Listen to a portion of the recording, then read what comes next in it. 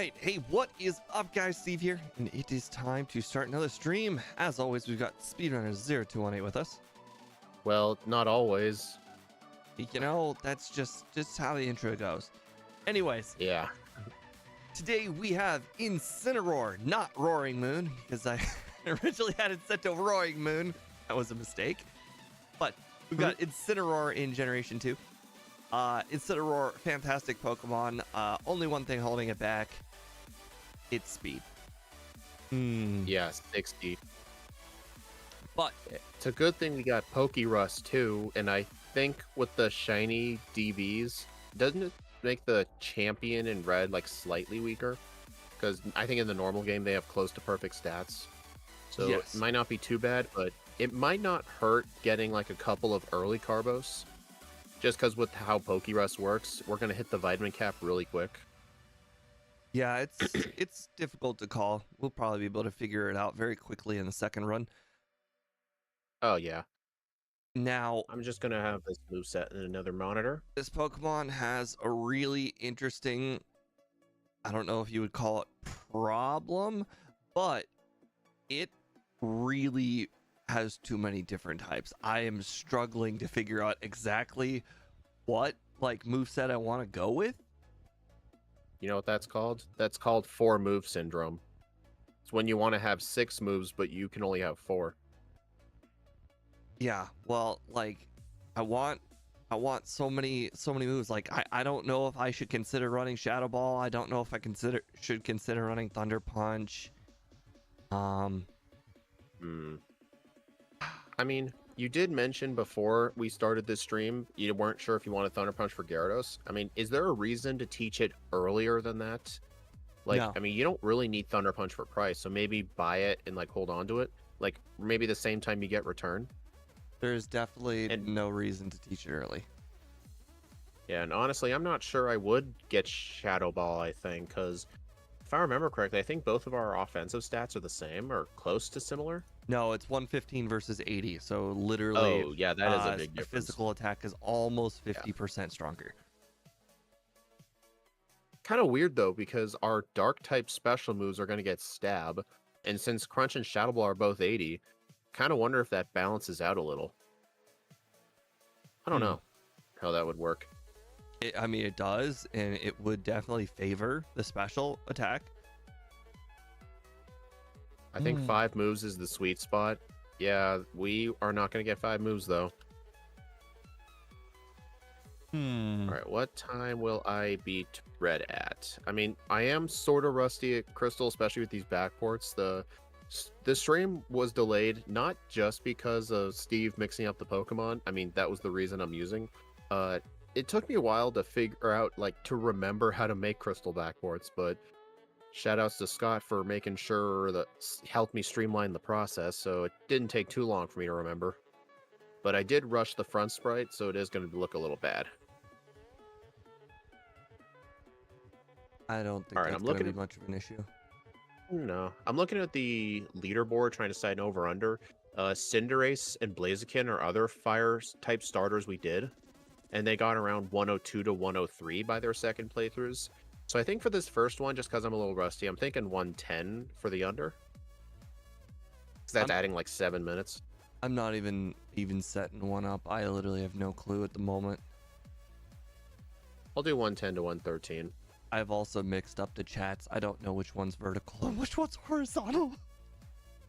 What I did when I still had the 2 chats is the main chat was always above it, because with my eyesight, I always look up to down. I always put them in the same spot. The problem is one of my monitors disconnected, and it moved them both onto one monitor at the exact same size, so I don't know which one's which. Oh, that's funny.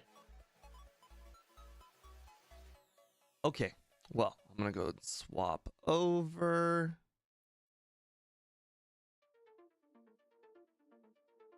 Okay, that's interesting. I'm viewing both streams but have Speed's audio. Thanks for the support, Mario. Both of our audio is the same audio. We're both using Discord.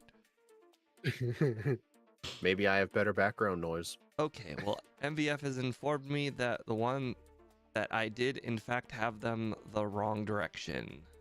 Vertical was wrong spot. Okay, perfect. All right, so let me know when you're ready. Let me start the vertical stream real quick. Okay, I am ready to. Oh, right, instant. All that's already set. Make sure to set the lucky frame number 5. Yep.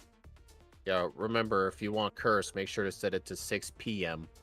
Don't set it to like the 1 a.m. like we used to, because Super Shucky is weird. I actually had a real problem with that with my Smoochum stream. I got to red, and unfortunately, it ended up being Sunday. Because I didn't need return the whole Smoochum run all the way until red. So I put off picking up return until the very end. And that ended up being an issue because it was then Sunday. But wait, you can get return on Sundays. What? You said it ended up being Sunday, so Yeah. you couldn't get return. Yeah, you get it went from Sundays. Saturday at 6 p.m. But okay, but Dude, I could pick up curse because it Sundays. was still nighttime, but I couldn't pick up return because it was then Sunday. What? Dude, you're confusing me. You get return on Sundays. You get it on Saturday. Oh, No, you don't. Sundays. Monday is what I meant. Okay, Monday. It went to Monday. Today is That makes Saturday. more I got sense. it all confused up. You're confusing everything today. All right, you ready to get started? Yep. All right, 3, 2, 1, go. And my nose is so itchy. Oh, okay. Hold on. I gotta start over. I'll start over too. My button remapping not working, so I was manually having to click A. Oh, I have ready to turn, this time? I have to turn the button remapping on and off whenever I do the N64. So sometimes I forget to turn it back on. Controller mapping. Yeah. All right, you ready this time? Yep. All right, 3, 2, 1, go. I don't know why, but I always click the wrong direction. No, my name, it's wrong. Did you get the unlucky name? Yes. You want to start over again? No, it's fine. Middle Pokeball. I made sure to tell Elm. At least the mapper's working properly. I told Elm that he can suck it, and I'm not helping him about 5 or 6 times, but he insisted way too much. I just went the whole first route without an encounter. Well, good for you. Oop, that's not Ember. Yeah, I'll leave it like that. So if you're wondering about egg moves and stuff like that, our egg move is cross chop because obviously it's our highest power move. Wait a second, I just used Ember, and I actually saw the physical Ember, like, animation. Well, I don't know why you messed with the setting. I don't think I did. Well, I don't see it. You might have turned it on by mistake. I don't even know where it is in Gen 2.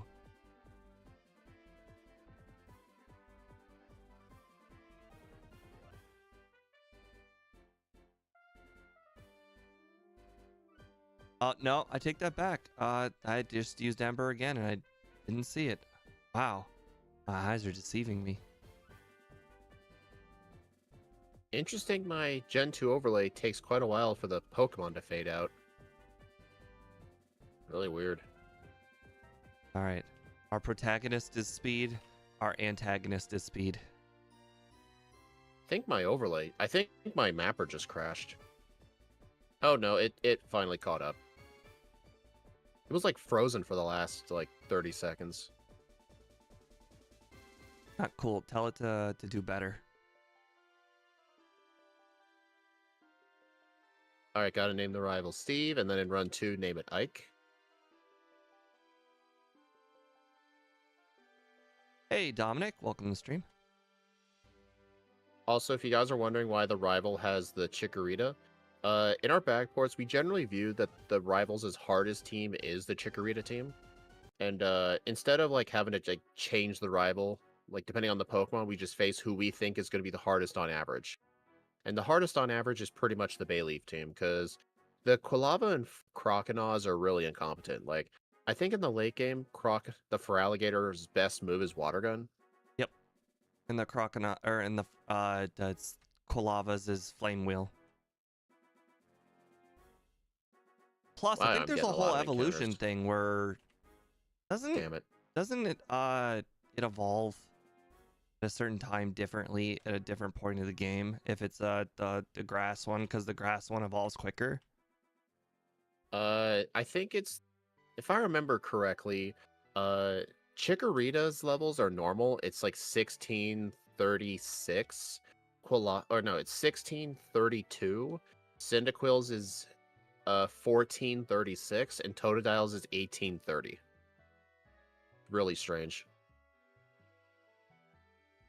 That doesn't even make a little lick of sense, what you just said. I was saying the levels that it No, evolves I into understand, its but second stage child me doesn't agree. Child me says they're all 1632. Change my mind. Sorry, all 1336. Thank you, Dominic. I'm glad somebody appreciates my $85 plus shipping. Your curtain? Yep. Your curtain cost $85 plus shipping from Oh my from god. I think Japan.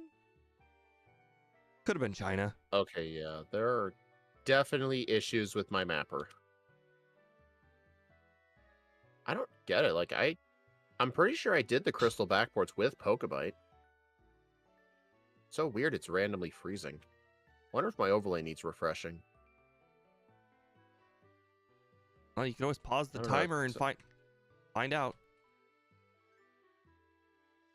Well, Super Shucky does a weird thing where if you like pause it, then like Pokebite can't connect to it. Pausing it does that? Like pausing the emulator itself. Like, I mean, I could pause the timer, but the game time would be weird. I mean, I guess for a first playthrough, I'll just deal with it. All right. Interesting. I pause the Let me catch game my and the timer user. all the time. I have two separate buttons, but I mean, essentially, I'm doing what you're doing. You're explaining I would do. Well, it's just like if the Super Shucky is paused and you try to reload the mapper, it won't work. Oh, yes, That's you what I are mean. correct. Yes, that is right.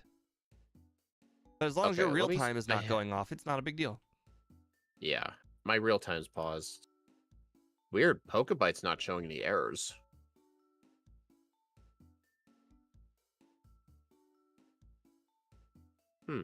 I think the overlay just needs refreshing.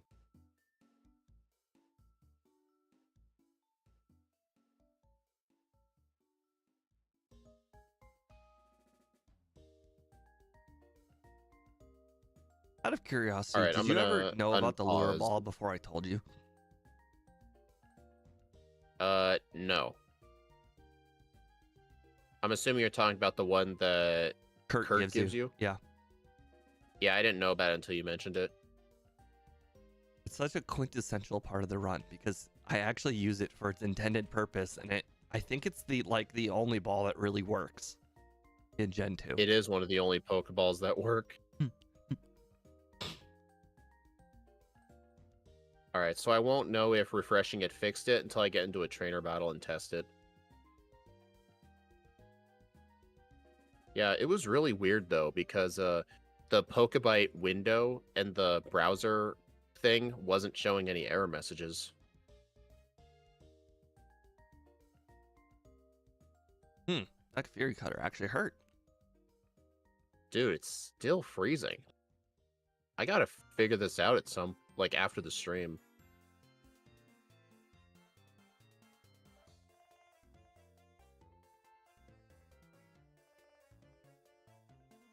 I like how one day of practice has actually just made this feel like riding a bike.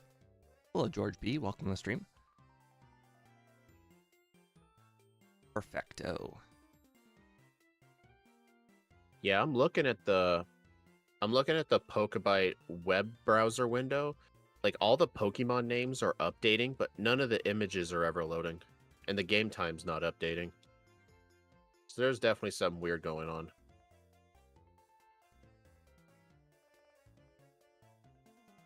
No, I just used to repel that. I never caught a Bellsprout. That was a bad idea. Well, on the bright side, I did catch one. Yeah, it's really weird.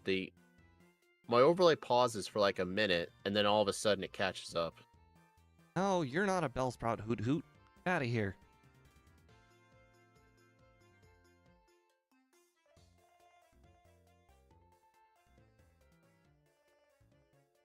Are you gonna bulk up Ember on Bugsy? Funny. Why is You know, Oddish's catch rate so hard? Good question. It's a 33. Oh my god. This is grounds for like unbelievable. I just went through all 7 balls. Ropes and 7 repels. Oh, I might not have enough money anymore. Oh, okay. I got money. Never mind. I'm not gonna be able to afford Thunder Punch now, though. Is it 8 escape ropes, 7 repels? Yes. Is that what you should buy? That's what I always buy.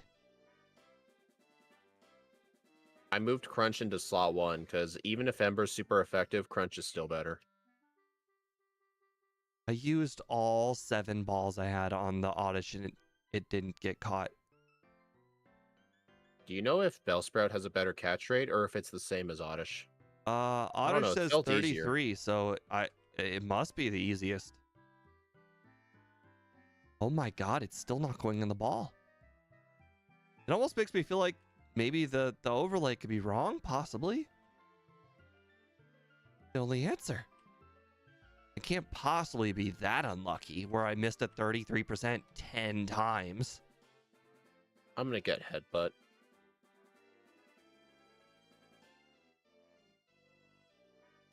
Hey, did you know Bellsprout can't learn Headbutt? Hey, same thing with Oddish. Yeah, not even like my moveset's updating. Like the whole overlay is just completely frozen. I was so far ahead of you, and now you're so far ahead of me thanks to this whole Oddish kerfuffle. I was doing nothing wrong until Oddish decided it did not want to be caught. You know, it's funny though. I paused my run for a minute, so I'm probably even more ahead than you think. Yep. Oddish. Stupid, stupid Oddish. Well, Oddish is this game's is Paris.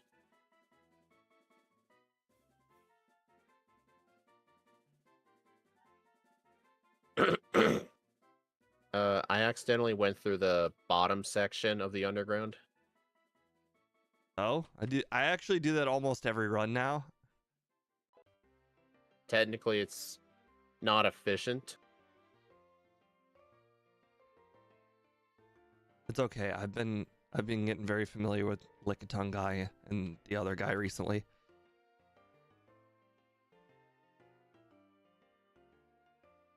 All right, I'm pausing again.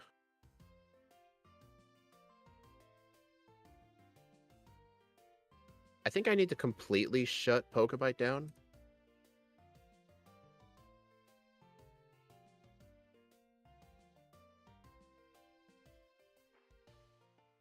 Oh, darn it. Wow. You know what? Maybe I am just very forgetful and dumb. Oh, actually, I'm not going to be able to afford the Abra. Never mind. I'm going to have to come back. Oh, Abra. I don't have $2,000. Because of the whole Oddish kerfuffle. This is weird.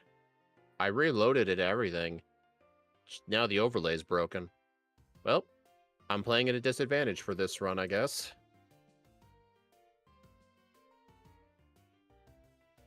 I have no overlay at all. Okay, these are how our forefathers played the game.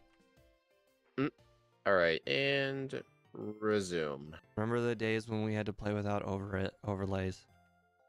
Yeah, it stunk. I have them recorded in video form. Oh, right. I don't have the Abra, so I manually have to go back.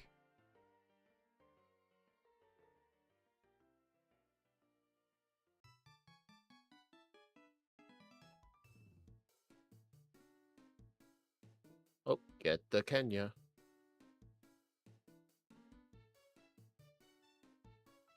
Oh, I forgot the bike. The changing power was the single best addition to the overlay ever. I can't imagine playing without the changing power.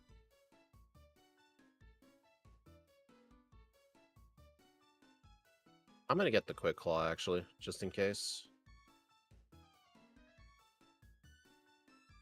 Yeah, seems unnecessary. No overlay equals over 113. Yep. It's okay. I would have voted over anyways.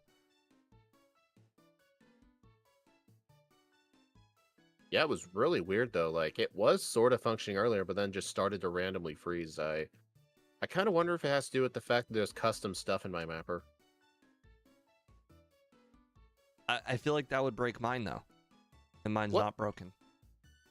Okay, it all of a sudden just worked again. I literally healed at the center, and then my moveset came back. Oh, nice. Probably gonna freeze though in like 5 seconds. Like I've been noticing, it always seems to freeze after a trainer battle. Yep, I knew it.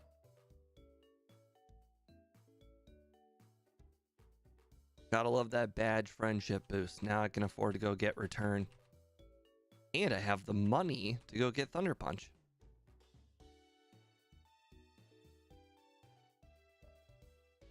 Hey, she naturally missed rollout.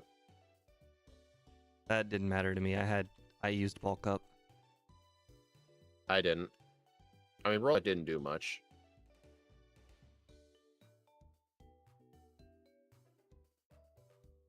I better go get the bike. For anybody wondering why I didn't buy Fire Punch, I learned it next level.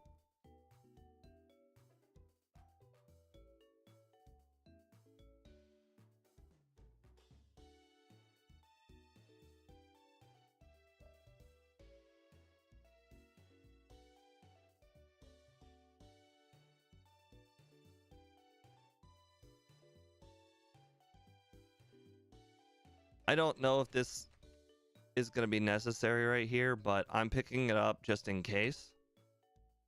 Picking what up? Well, it's one of those make or break moves, so I can't really tell you. You couldn't possibly be dumb enough to get hidden power. So No. it can't be that. I wish it was that far.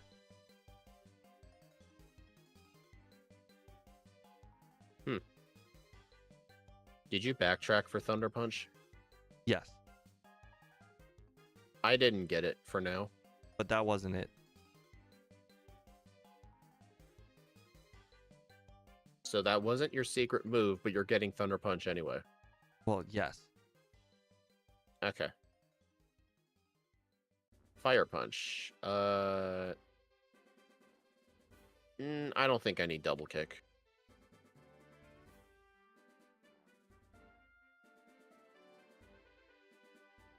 You know what's funny? Since we get stabbed with Crunch, Crunch is still better than Fire Punch.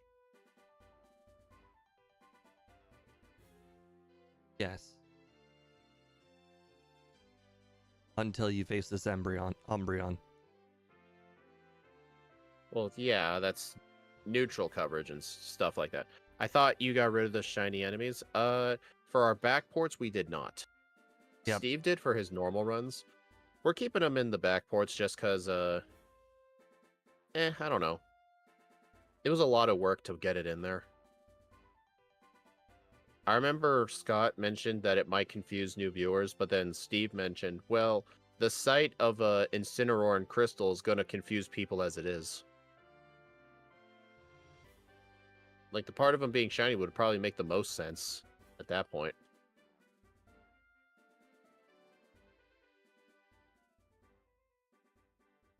The bulk up synergy with Crunch and Fire Punch.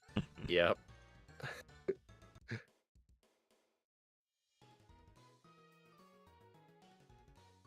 My overlay still has that picture of a Snubble on it. I mean, I have From headbutt, Whitney's gym. so I do have one move that goes with bulk up.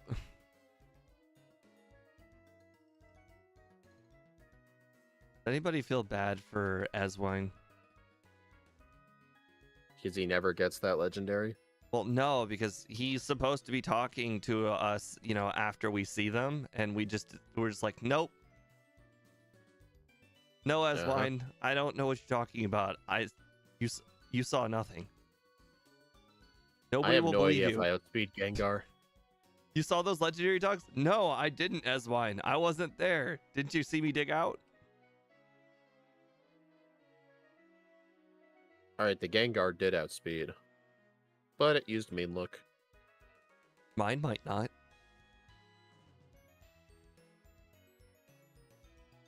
I mean, it will technically outspeed, but I have the Quick Claw, so there's always a chance it doesn't.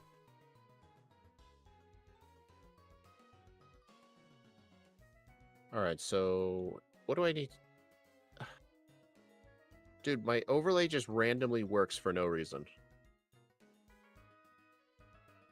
I really, really hate how itchy my nose is. Since I was moving a whole bunch of stuff at my brother's house, he's got 3 cats, and there's just cat hair everywhere. And I was laying on the ground all over the place in all sorts of angles, and there's just cat hair everywhere. I approve of skipping the Moo Moo Nugget. I half the time forget where it is, and I don't think nuggets are really useful in this game. Like every time I wipe my nose, I'm just wiping the hair to the other side of the nose.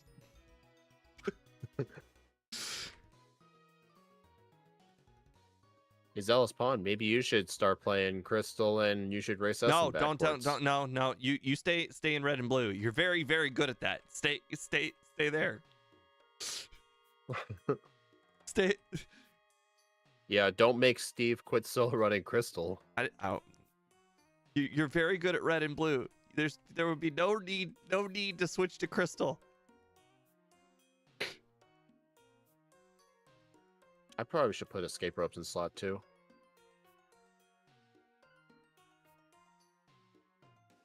Did you know you can't surf on a rock?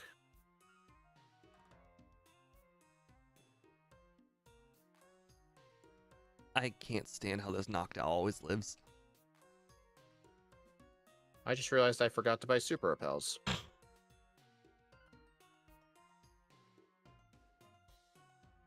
I didn't forget because I never buy them before going to Lighthouse. I always buy them after. Actually, I do it opposite. I always buy them before, because I always go in the order of Good Rod House, Pokemart, Strength House, Fishing.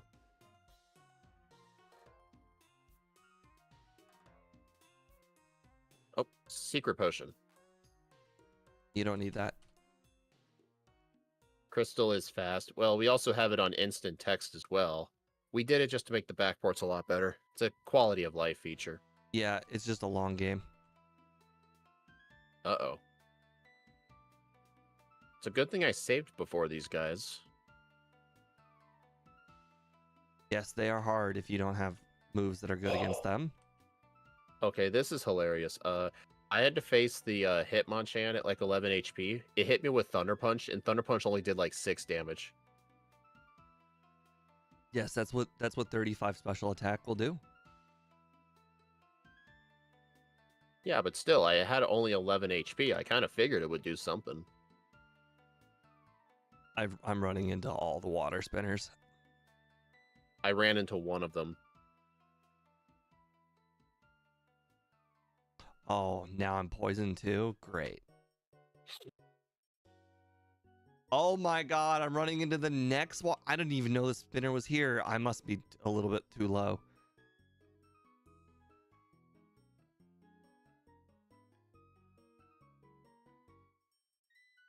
Sea King doesn't have any water moves. Funny. Physical Special Split was made for Hitmonchan and Sneasel. All right, I'm Yes. gonna use a few bulk ups because if I remember correctly, I think the Primeape only has Karate Chop as a fighting move. Sneasel literally can't do anything until the split. Hitmonchan needs Gen 1 Amnesia or Calm Mind. Here's the thing: why doesn't Hitmonchan get Calm Mind if Hitmonlee gets Meditate? I mean, wouldn't Meditate and Calm Mind be similar?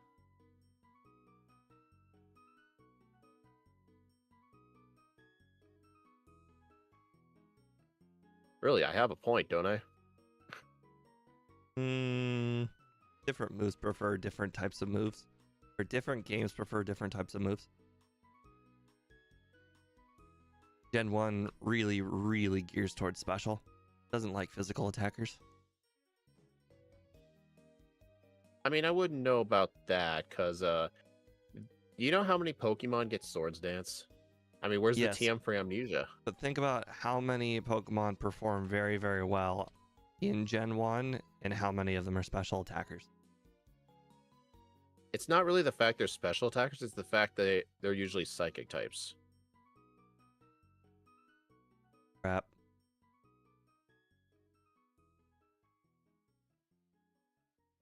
Use the wrong move, it cost me. To me, Bulk Up and Calm Mind are yin and yang. Pretty much. Dude, I cannot stand my overlay being frozen.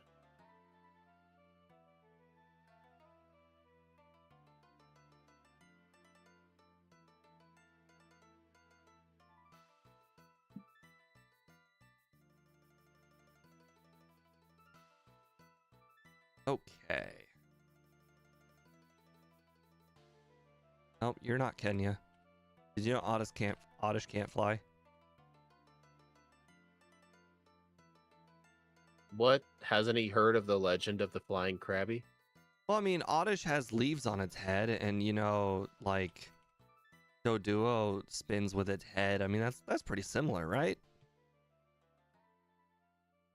Oh my On god. this point, can't wait for the Intimidate for dropping special. I don't think that even exists, does it?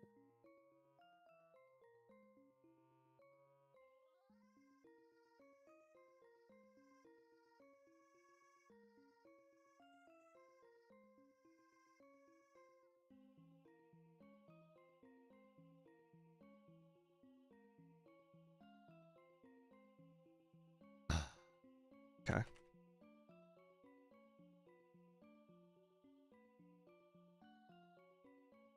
Like Yeah. Mew runs Swords Dance, Earthquake, Body Slam, and it can run any set. It could, yeah.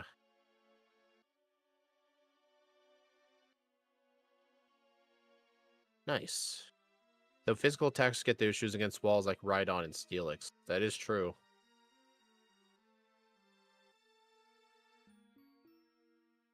Hey, it's working again.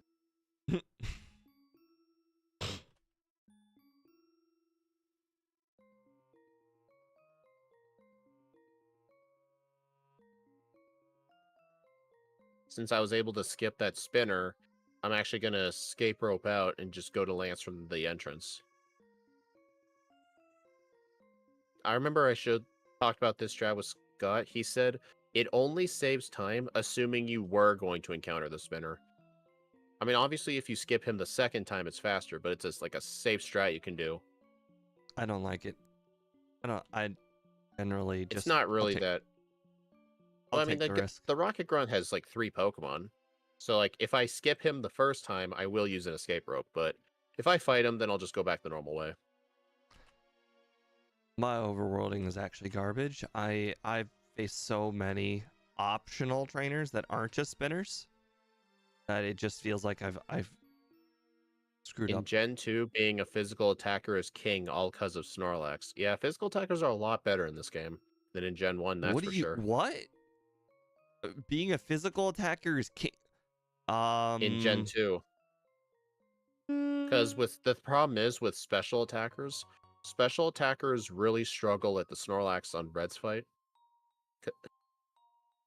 And like if you like have an Alakazam, then you're kind of in trouble. I mean, you're not wrong. It's I feel like there's more than one strategy that you can usually use for special attackers. Because the nice thing about special attackers is they usually have coverage too. Hey, my overlay froze again.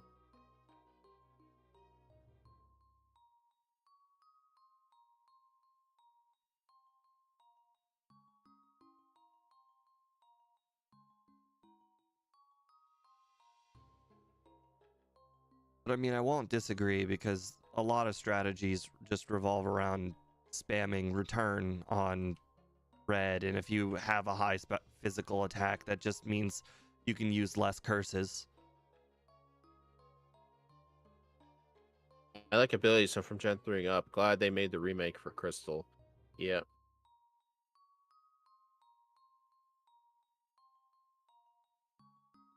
Wait a second. Did you say 110? Is your finish time? I set my under to 110, yeah. I made it 7 minutes slower than our second playthrough of Blaziken. Because I figured for a first playthrough, that'd be reasonable. Because I usually save like 3 or 4 minutes from first to second runs. So I figured it'd be reasonable. Medium slow is the king of Gen 2. The king of most games. Well, the thing is, you start seeing the XP groups having such a big. It has a bigger factor on longer games. Damn it. And since Gen 2 is so long, it has a pretty big it has a bigger outcome at the very end of the game. Whereas Gen 1, you're oh my god, I can't think and play. I don't know what I'm doing so poorly. I just battled the Jinx trainer in Price's gym. I can't even remember which one that is. It's the one you face if you just go straight from the entrance. That person. Jasmine would be a beast if she was the first gym leader. Yeah, there's a reason Game Freak never made the first gym leader like no, a steel actually, type. I think no, it wouldn't be. They did that with Gen 1. And what they would do is if the first gym leader was Jasmine, they would have nerfed Steelix hard like they did with Onyx. Well, I guess. Tell me Onyx's stats make sense. Here's the thing. I think if Jasmine was the first gym leader, her team would be Magnemite, Onyx. I'm saying that Onyx makes absolutely no sense to have that low of a stat, other than the fact that people would be extremely frustrated if Brock had a Pokemon with actually good stats. Mm-hmm. And that's why Onyx is bad. And you know what? Wouldn't it be hilarious if both Onyx and the thing Onyx evolves into are actually just terrible Pokemon simply because they're the first gym in both games? Yep. Oh no, P word.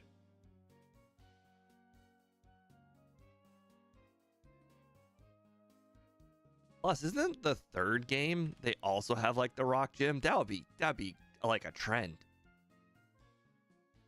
I hated how often they made rock the first gym. They did it in Kanto game. They did it in the Hoenn games. They did it in the Sinnoh games. Like, come on. I mean, rock is one of the most intimidating types to face early on in the game because the coverage is just so bad in the games. Like, really, let's see. What would be the best type to make the first gym? Probably normal.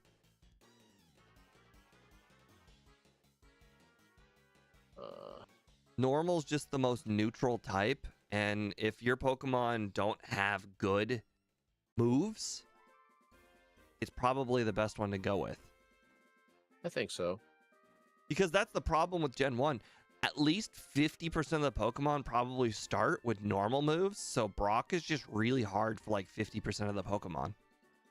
So it's literally like the absolute worst choice.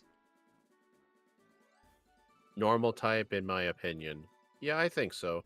It's one of the more neutral gyms. Or grass, just because grass is an obscene amount of weaknesses. Plus, grass Pokemon don't get good early moves. Except for Bellsprout, which Onyx gets looks Sleep Powder. super intimidating, good first boss. Yeah, it definitely made us think it was good. And then when we would go to Rock Tunnel, we'd be like, hey, there's an Onyx right there. I want to be just as good as Brock. And then you use it and you're like, wow, this is garbage. You know what's funny? I saw Scott put up a tweet. It looked like he was doing Onyx in Fire Red, and he took a screenshot of its moveset, and he was like, wait, what? And apparently it showed Onyx knowing Dragon Breath by level up. And then I told him, I actually knew that as a kid. I found that in Victory Road, and I'm like, oh, Dragon Breath. I can use this on Lance. See, I tried to use Onyx on the Lance fight, and you can probably predict how that turned out. That's a good point, Mario. Bug Gym would be a good first gym because most bug Pokemon also have very bad either stats or early moves. It would not be if we're talking first gym. Venomoth would not be in the gym. It would be Venonat. And if anybody has seen my leaderboard, Venonat is literally the second worst Pokemon in the game next to Ditto. So yeah, that would make perfect sense. And then Butterfree, sure Butterfree doesn't have stab confusion, so that's a good Pokemon to put in there. Scyther might be a little strong, but Scyther doesn't have good moves early on in the game, so Scyther would also make sense. So yeah, Bug Gym would be a pretty good early one.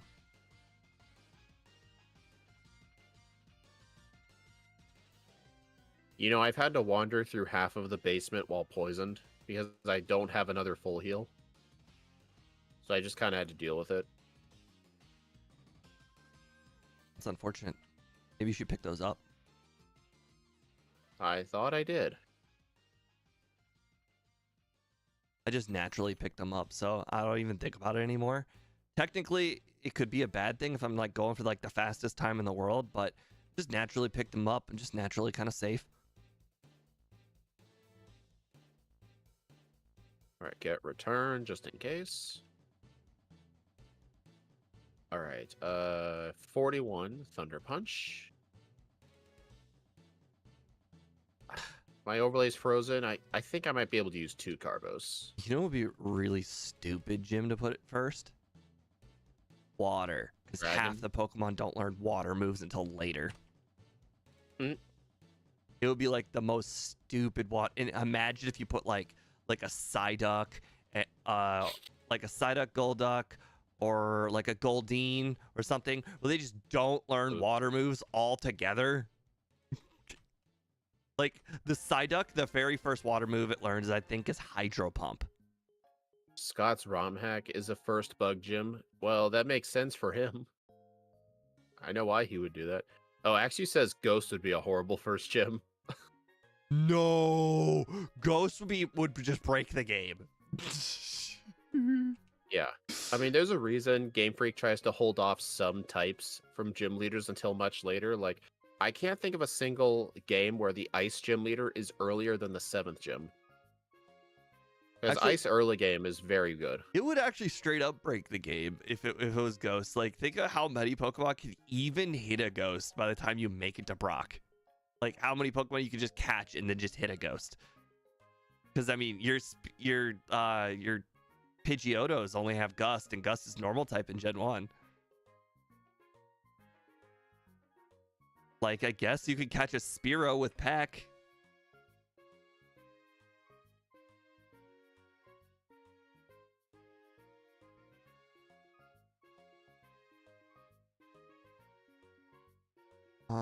Let's see. Nidoran. No, Nidoran only gets like Nidoran has Poison Sting. That would be great for hitting ghosts, for double super effective, or sorry, double resisted damage. And remember, if it's Gen 1, if it does too low of damage, it'll say it missed. Yep.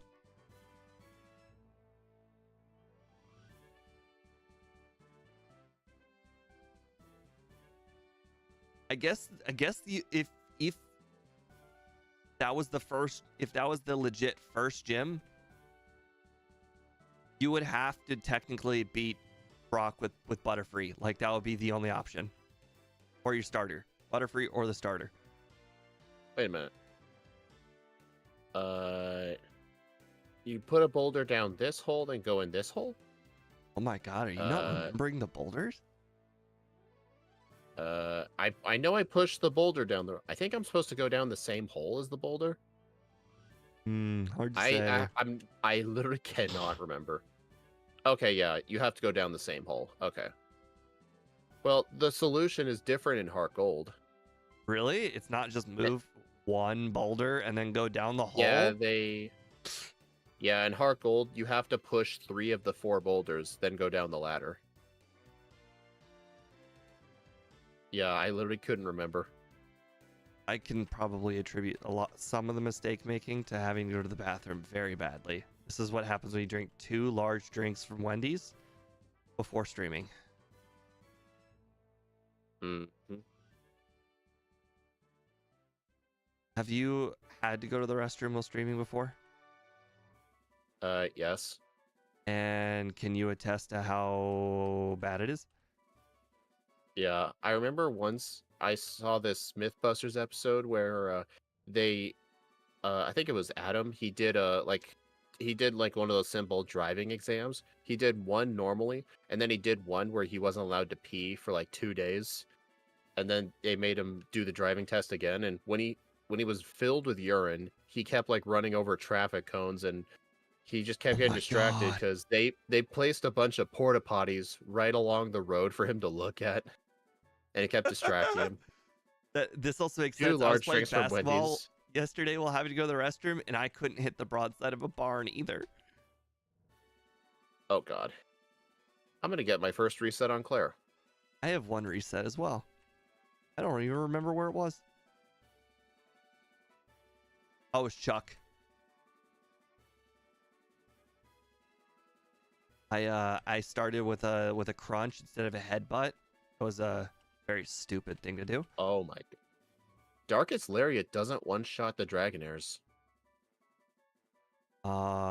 Interesting that you would have Darkest Lariat. I just got it just to see if it would help. Also, I should have just used Return. I decided to use Return on the last 2, and they were one-shots. Does it have a... Yeah, we have a pause button on the emulator. I agree, Axu. Not only will it do more damage, it's also physical, so it will just mop the floor with it. Are you reading my chat? Yes. Why, is yours dead? Yes. I did take nearly a month off. Although Mario is here. Mario. Is Mario one of your regulars? Yep. Gotcha. He's been reading your chat this whole time. Yeah, Steve does that sometimes. How dare I mean, that I don't mind it.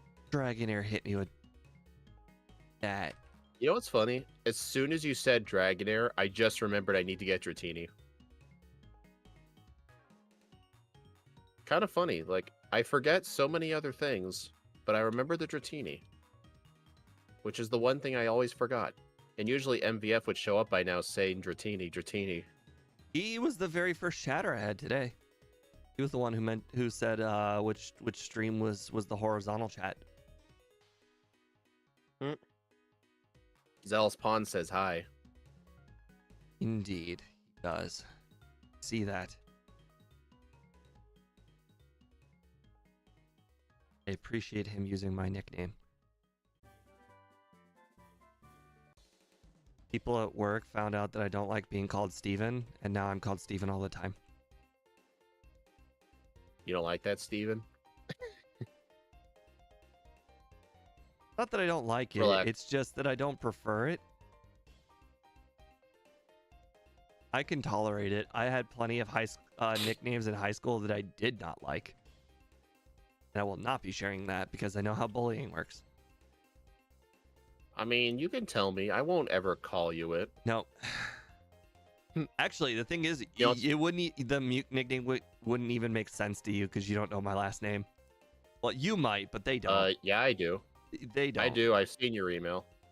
Yeah, they won't know my my last name. Therefore, the nickname won't even make sense to them.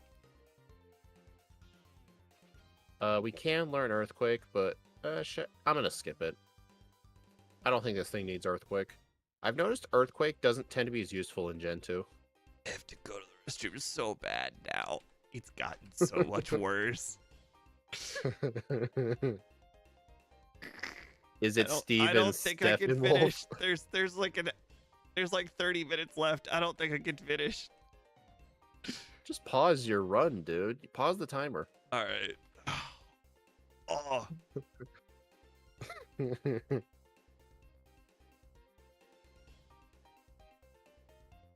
Funny.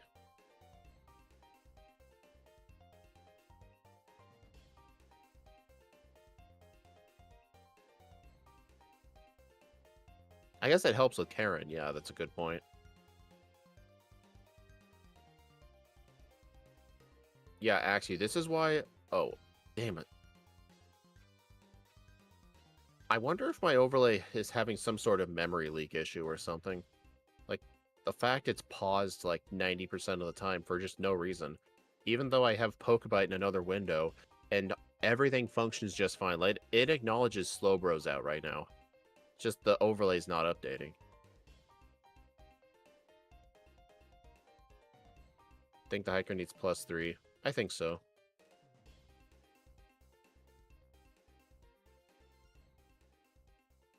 Yeah, I think it is a memory leak. I would probably have to open up this overlay in a browser window and do F12. Because when you do F12, it'll like, if there's like a problem with loading something, it'll tell you. Now that I think about it, Mythbusters is one of those shows that would really, really piss you off because I know how much you hate when streaming services doesn't have all the seasons. Yeah. Mythbusters is one of those shows where like Hulu will have like season 17, 3, and like 8, and then Amazon Prime will have like 23, 17, and like 4. And it's one of those most infuriating shows. And the only way to watch all of the seasons is to, I think, have Discovery Plus, which I don't think anybody in the world has ever purchased. I didn't even know that existed. Right. I guess Earthquake would have helped with the Onyx, but then again, what's Onyx going to do? Over 113 looking like a suspected vote at the moment. Let's see. If I remember correctly, on the instant speed, assuming none of the Kanto leaders give me resets, usually the whole Kanto section is like 15 minutes. Oh, God. So you're saying it's a bundle. You're saying that it's such a useless service that they had to bundle it in order for anybody to purchase it. I just realized I attempted to fight Karen with only 3 uses of return, so I'm having to like alternate moves. Did you not This is pick what up happens when your elixirs? Well, this is what happens when your overlay's broken. I had no idea I was low in returns until the battle started. Like, I have them.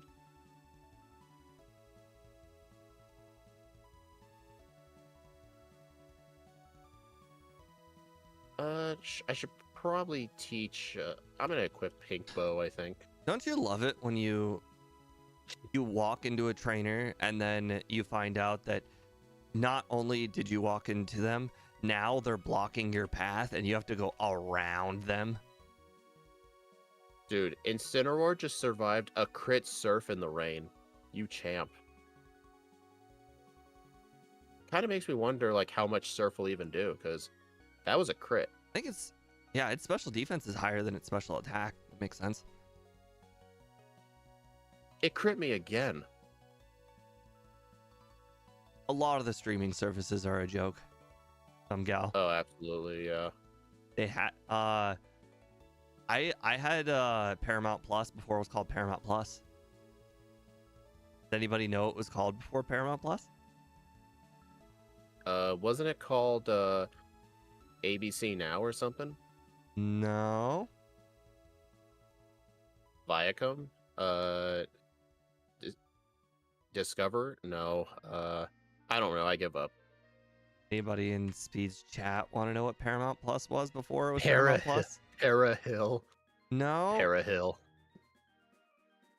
You sure it ain't Para Hill? Yeah, I think I'm pretty sure about that one. Forget Paramount. We have Para Hill. Give you a hint. It was just like one of those bog standard websites.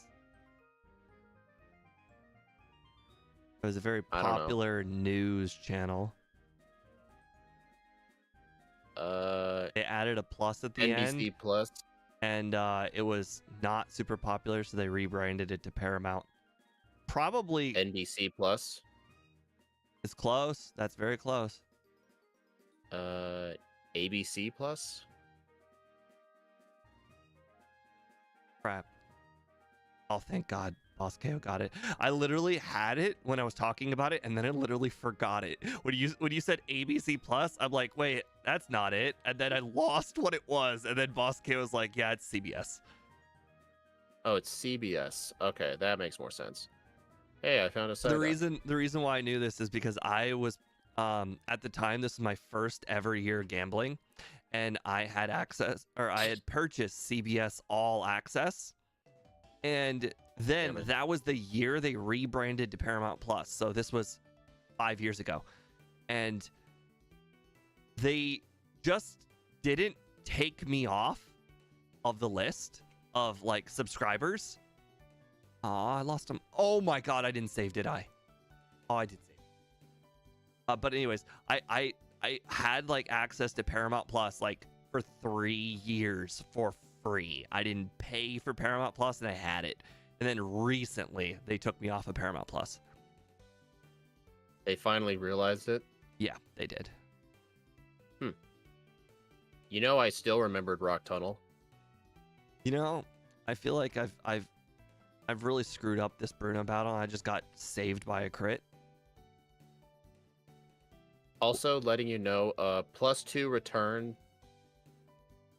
A +2 bulk up. What? +2 return does not one-shot Aerodactyl. Dominic, I used to be very good at gambling. Now I'm not. My very, very first year gambling. First year, $2,500.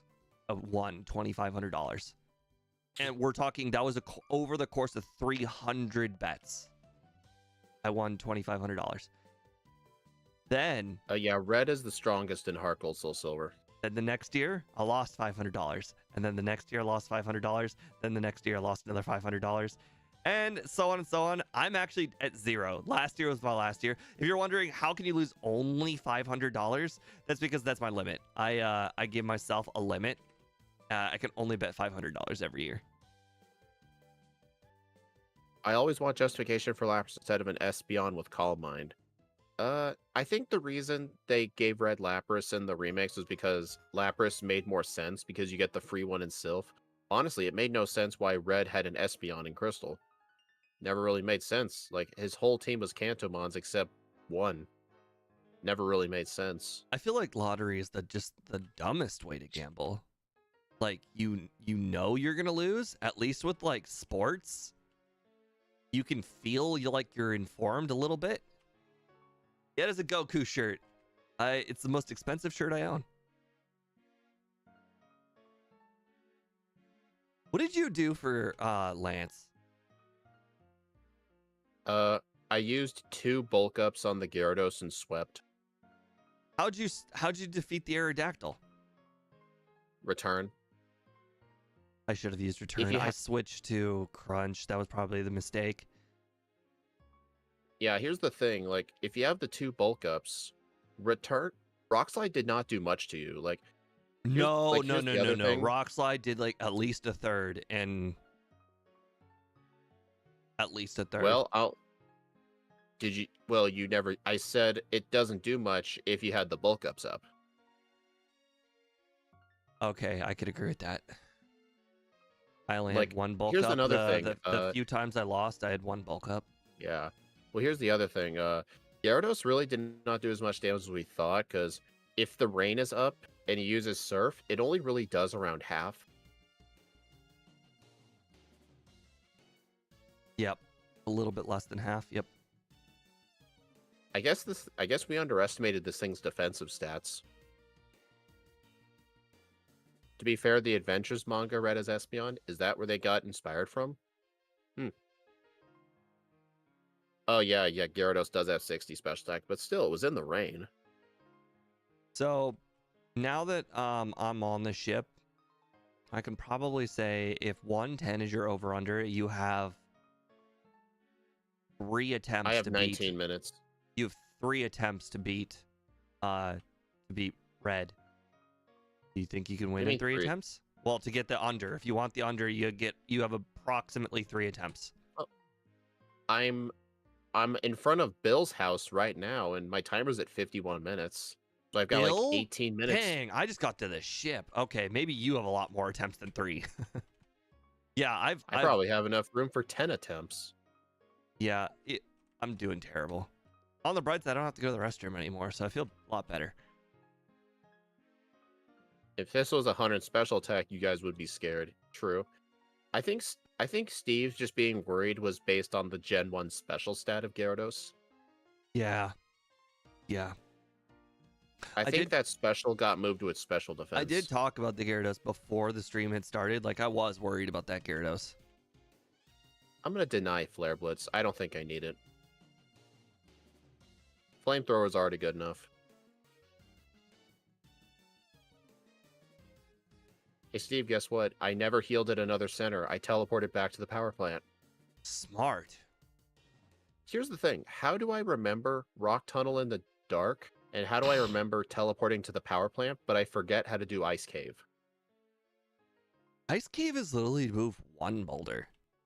I know. Okay, well, like, actually, it's moving 2 boulders, but only 1 boulder goes in the hole. Yeah. Yeah, what happened was I went down the wrong hole. So, question. When's the last time you actually need Crunch? Is it the last rival battle? The last time I used a dark type move? Or is it Karen? Honestly, I'd say Karen. Just because of Gengar. I used it on Sabrina, but not like it was necessary. Because I feel like Crunch can be learned over. I just don't know what I could learn over it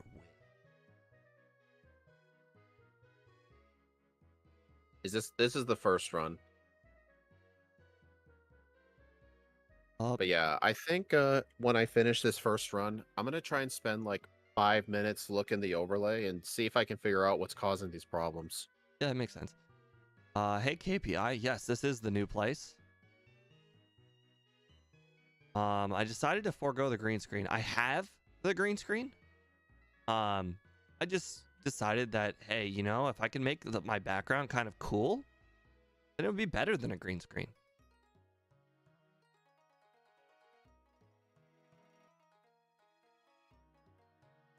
My old place, I didn't really have the option to have a cool background. Oh, I screwed up. Oh my god. I screwed up Sabrina's puzzle so bad. I was just talking. There's no excuse for that. I wasn't thinking.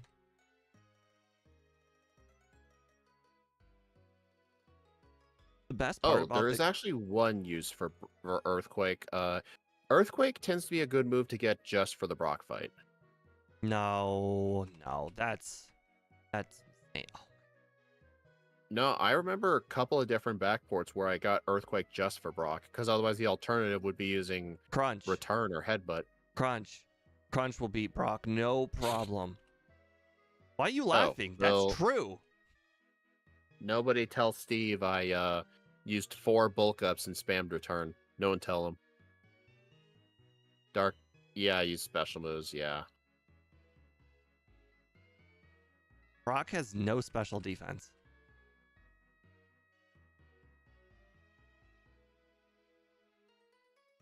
I guess some of his Pokemon, I think Omastar might have some special defense.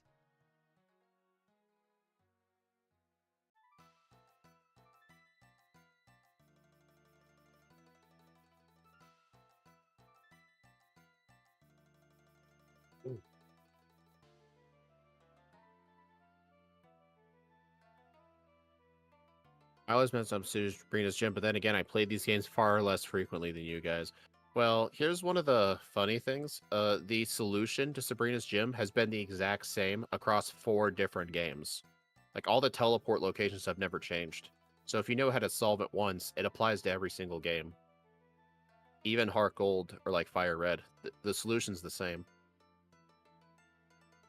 There's really basically 2 solutions. It's the Yeah. up, down, down, left, or it's up, bottom, right, something. I don't remember what the one after the bottom. Up, It's bottom, left. it's up, left, bottom, right, straight down, I think. I know that if you after you go up, if you go left, down, left, to go around the trainer, then it's only one to Sabrina. It's the shortest path to Sabrina, but it's not faster than just up, down, down, left. Yeah. Like, if you were playing on 1 time speed, you would do the path that only takes 3 teleporters. Yes. But on higher speed up, you want to do the one that's more straight lines. Yep. I didn't forget any other gyms, did I? No, I did fight Misty this time. Okay, Crazy. my overlay refreshed. Yeah, I have those badges.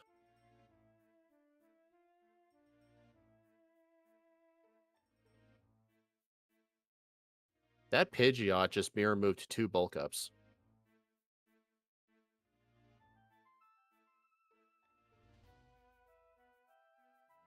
Yeah, you're absolutely destroying me this run. Well, I feel like I played kind of bad, but then again, I only have 2 resets. I played embarrassingly bad. I mean, I guess then again, me forgetting how to solve the ice puzzle only really cost me like 15 seconds. Yeah, the Oddish thing at the very least cost me a minute, but I'm not going to only blame the Oddish thing. I did a lot of other wrong stuff too.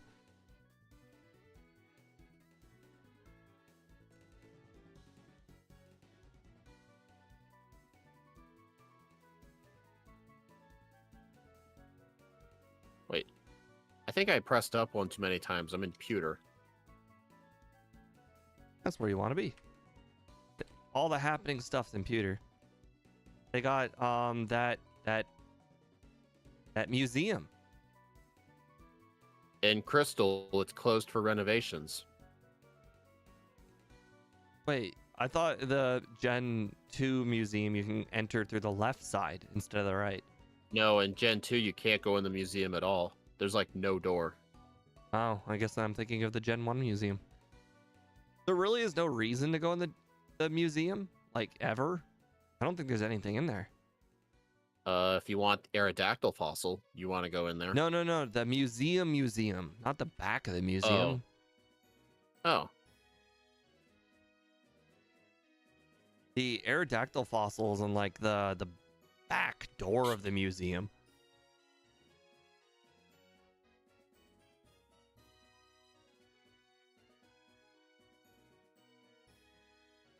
Blastoise.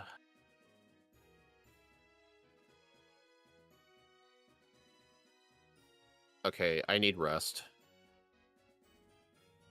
If you're at red around the 1 hour mark, you probably haven't made very many mistakes. I made a decent bit because I am still kind of rusty. My best run is 57 Plus my overlay's not minutes, working. So you're 2 minutes behind perfection, essentially. I mean, you got to remember, this is instant text. The runs aren't comparable. I'm comparing it to that blue Pokemon from Miraidon.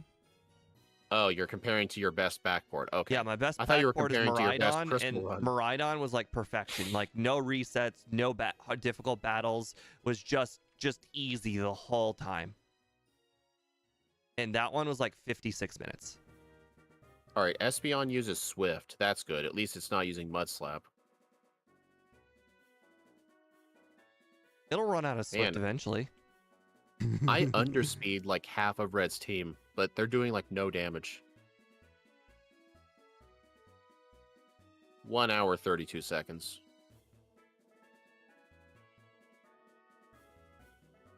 What do you think you're going to get for your over/under next run? Probably over an hour.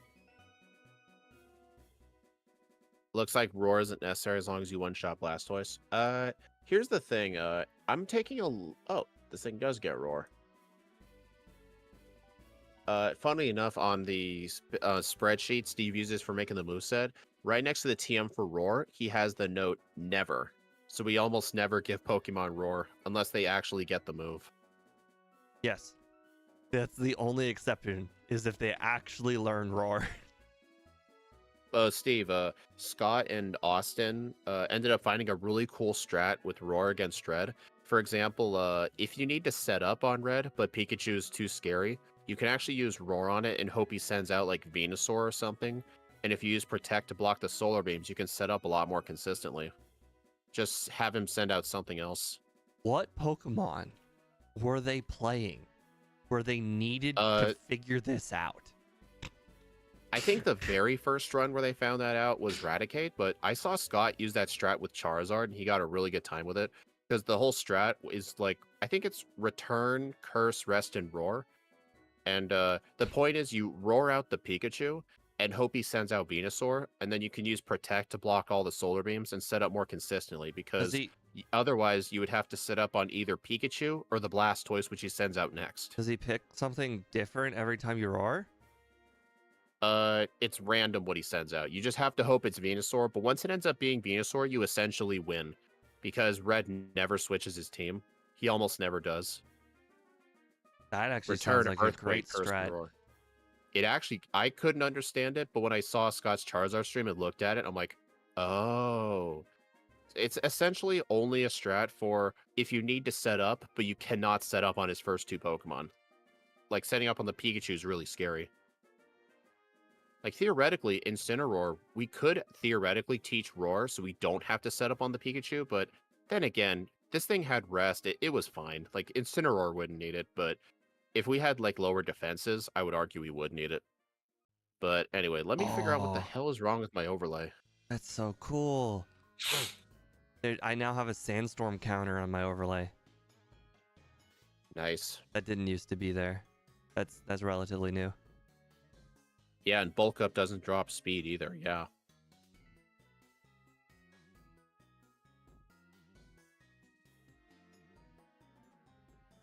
Oh, I just did the Gen 1 thing. I just clicked fly and then I just flew because I'm like, it's gonna take me to pallet.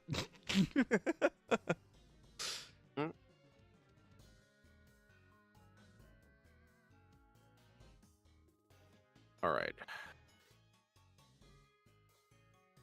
F12. Okay, I'm gonna purposely get 1, maybe 2 encounters, just for a level up.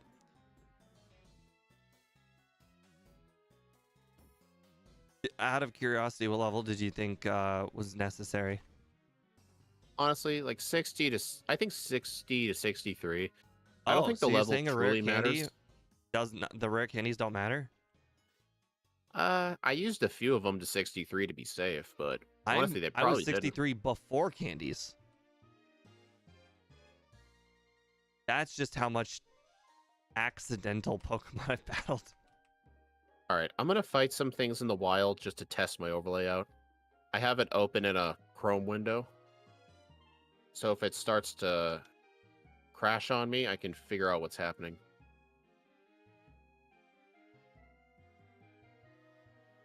Okay, well, since you said that, I'm going to go ahead and try without rare candies and see how it goes.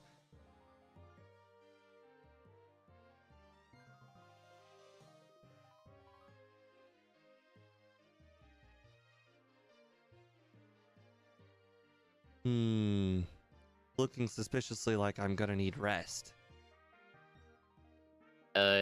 Honestly, yes. If you need to set up on Pikachu, this thing needs rest to stop paralysis.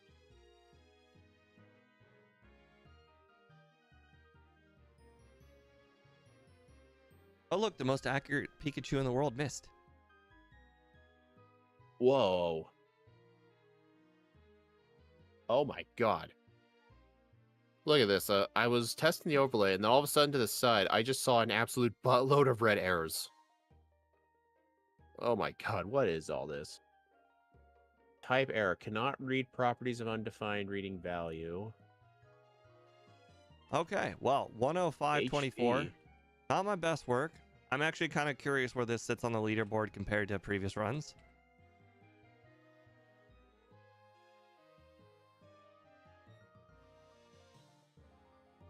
I think it's all the same error message.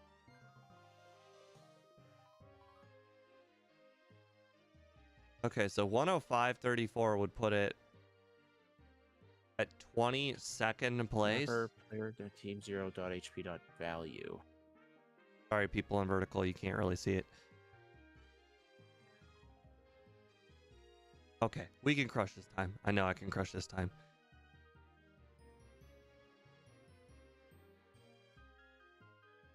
Okay, well, now that I know that candies aren't really necessary, I'm trying to think where I should consider using candies. And Lance. I was I think thinking just use them for Lance, but Lance. here's the other thing. Do I have any candies before Chuck?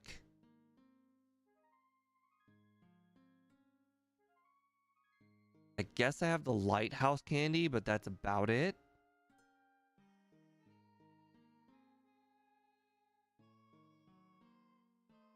Yeah, because the next candy is the one in Lake of Rage.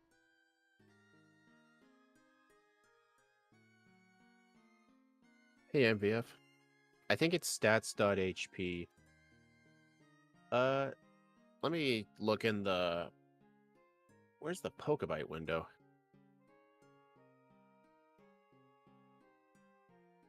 Oh. Hmm. Am I still on the second thing? Yeah, I am. I had OBS minimized. All right, so it should be, let's see. Player.team.0 stats.hp. Okay, yeah, that was it. I think I copied a lot of this from Gen 1. Okay, Dot what resists stats. Shadow Ball? Normal types, dark types, and steel types. Okay, I think my change is probably I'm going to use Shadow Ball instead of Crunch and see how that goes. I Because mean, what were the fights I used Crunch on? the difference between Shadow Ball and Crunch is that it's going to make Brock slightly harder, but I still think it's going to be one-shot sweep, so I don't think it matters, because Crunch was a one-shot sweep. Yeah. But Shadow Ball will be a better option than Crunch for a lot of battles. Okay. I think that might have been the only error. It's good that I made the speed stats for these backboards. Yeah, I'm going to have to take a look at those, Axu. Okay. I think the overlay should be fixed. Let's refresh. Oh, right. I got to... Do I need to reload the mapper? That was weird. It loaded so slow. What the fuck?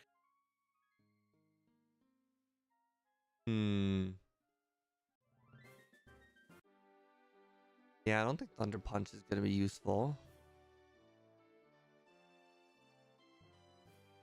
In fact, it's the opposite of useful. Stats.max HP. Hold on, I think another thing is spelled wrong. Give me several seconds.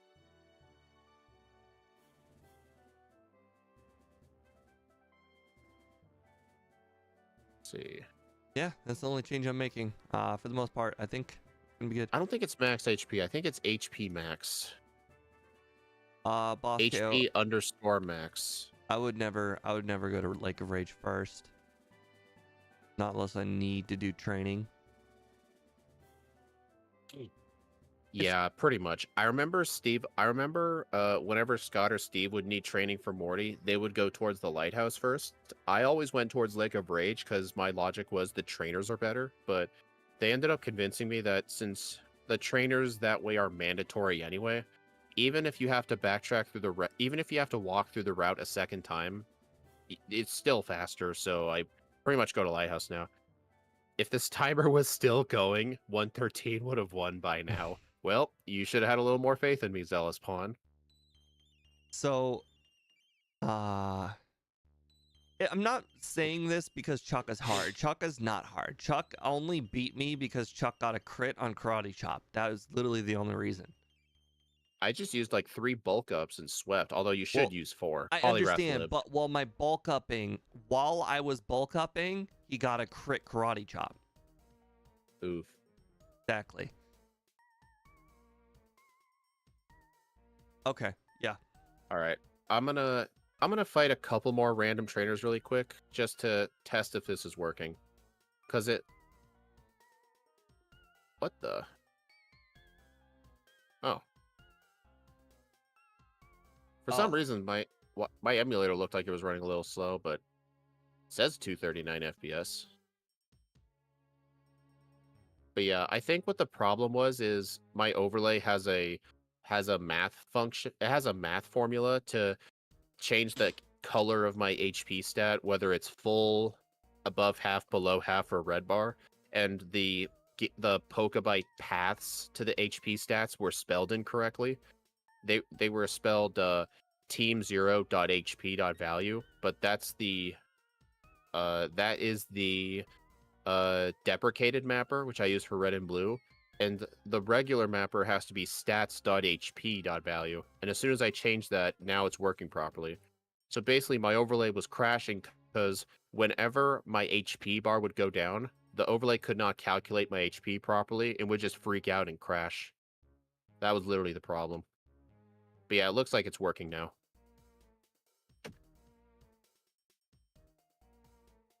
It was team0.hp with the old mapper. I just overworked Otto's XP router to work with the new mapper. I had a lot of these. Yeah. Actually, Steve, since MVF said he made a version of the XP router with the new mapper, would you ever consider looking at it? I don't know. I mean, I almost never use it, but for planning mid-battle level ups, it's really good.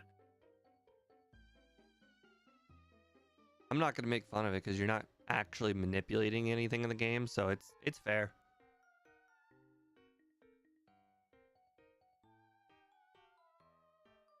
I mean, I don't make fun of it. No, I would not make fun of it. It ruins the spirit of the game a little bit, but that's not cheating. I would not consider cheating. The only thing that's cheating is turning off encounters, because that's not Pokemon. You can't just go through the game without encounters. Yeah. I mean, I just don't like the ability to see your damage ranges in real time. Like, I remember MVF said he could put it on your overlay and you turned it down. Yeah, it wouldn't feel right. MVF asked if he wanted to put instead of like the power section, if he wanted to put like, hey, this could do 21 to 28 damage. And it's just wasn't. I don't. It's fun. So here, okay, actually, I have a great example. This Pokemon right here is a great example. All right, what's better, Crunch or Shadow Ball? It has a higher physical attack, but it has Stab Crunch. We don't know what's better, but if I had the XP router, I would know for a fact what's better. Yeah. I mean, there are like damage calculators you could use, but they wouldn't really be accurate. If you were some sort of math whiz, you could do it all in your head. So it's fair. Yeah. Here's what Zealous says. You can see your ranges, though, and it's exhilarating. It feels so good to overroll without encounters. I mean, it feels good, but that's still cheating. I mean, you could start with a level 100 Pokemon.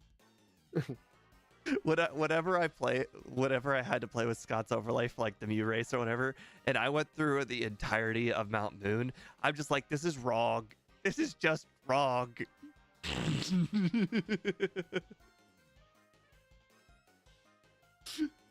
It feels unnatural. This cave has got so many Zubats. Where are the Zubats? I'm talking about dodging the encounters. I don't like the feeling though, because it kind of turns it from a casual like solo run where you go quick, and it makes it feel like a tool assisted run. No, Zealous Spot. I'm not saying it's a better experience. No, I'm not saying that at all. I'm just saying it's more correct. It's fair. It's the legit way. It's the Pokemon way. When you Yeah. Oh, you know what's funny? The official Pokemon company, they released a post around Valentine's Day. They showed a bunch of their cards you could use, and then there was one card with a picture of a Zubat, and it said, "You can't repel my love for you." Uh, Yeah, they know. It was freaking hilarious. in the future games, are you able to actually buy repels before your first cave? I don't think repels even exist anymore since all the encounters are overworld. Well, by future games, I mean up to those games. I have no idea. All right, I set my new over/under for an hour to an hour 2 minutes because I still think that first run was pretty good. I don't know. I felt pretty lucky. I mean, I got 4 resets.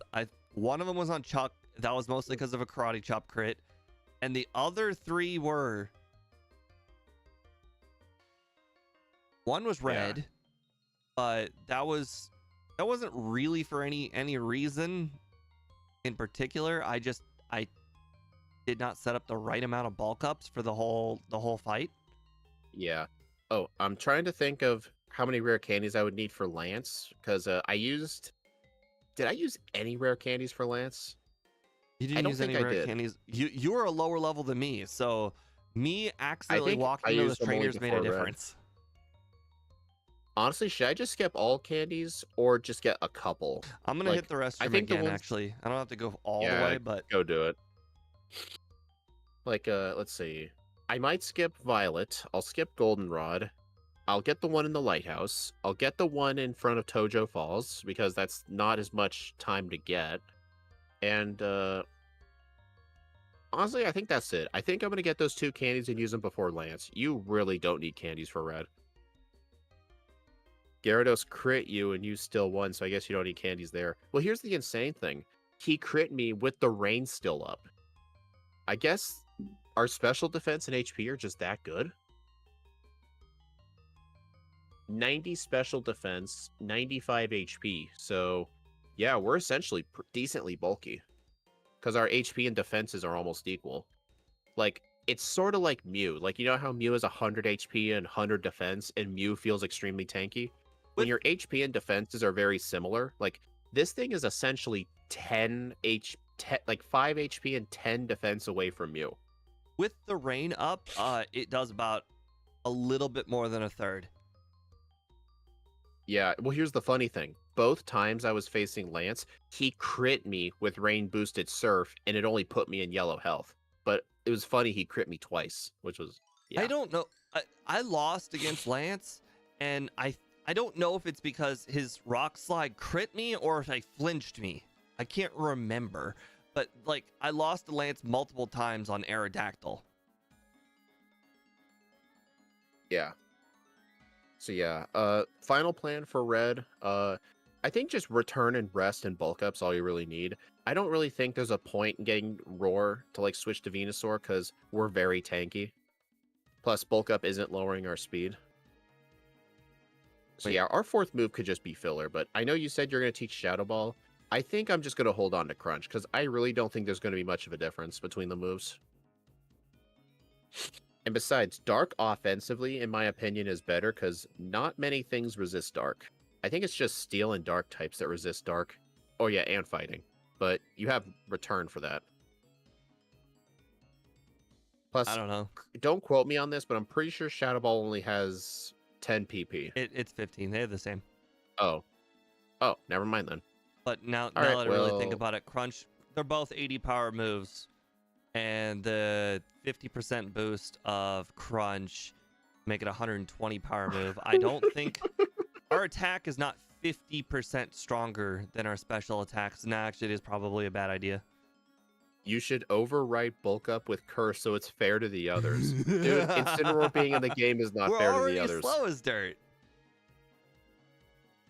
We're only comparing against other backboards. We're not comparing to Vanilla Crystal. Well, here's the thing. Like, half of the Pokemon on our Crystal leaderboard needed Curse, because there was a good number of Pokemon that didn't get decent setup moves. Yeah, for the longest time, we were only playing Pokemon that had setup moves because, boy, That was Steve's sucked idea. to use Curse.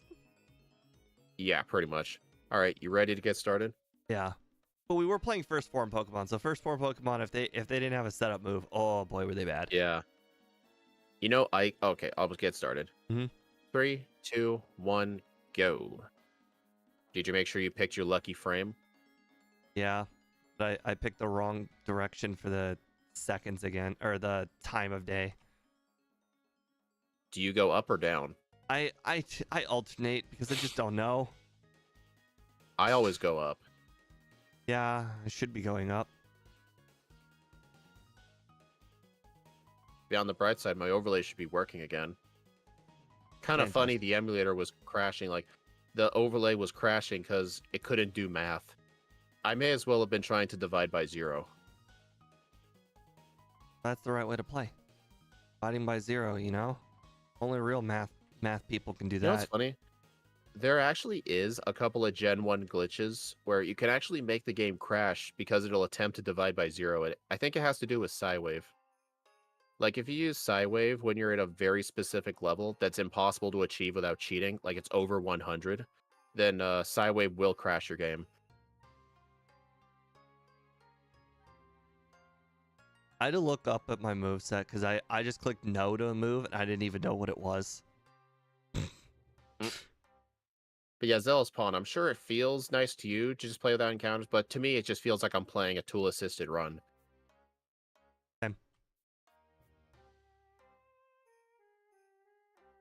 It doesn't feel natural. Yeah. But hey, we can have our own opinions.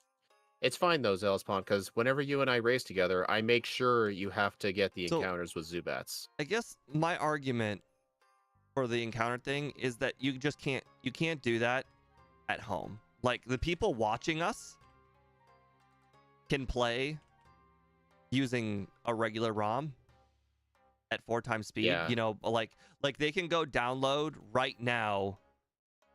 Crap, what's that really, really common one? Visual Boy Advance. They can go download Visual Boy Advance right now and play our ROMs or whatever. But they can't do the encounter thing. It's unnatural. Or the other thing with, like, modifying the stats, you can easily use PK Hex to do that, or the Rhydon save editor. You can use anything to give yourself perfect stats. We just have Pokebite do it. But there's not really a way to, like, hack out the encounters unless you used PK Hex to, like, replace the starting potion with, like, a Max Repel or something.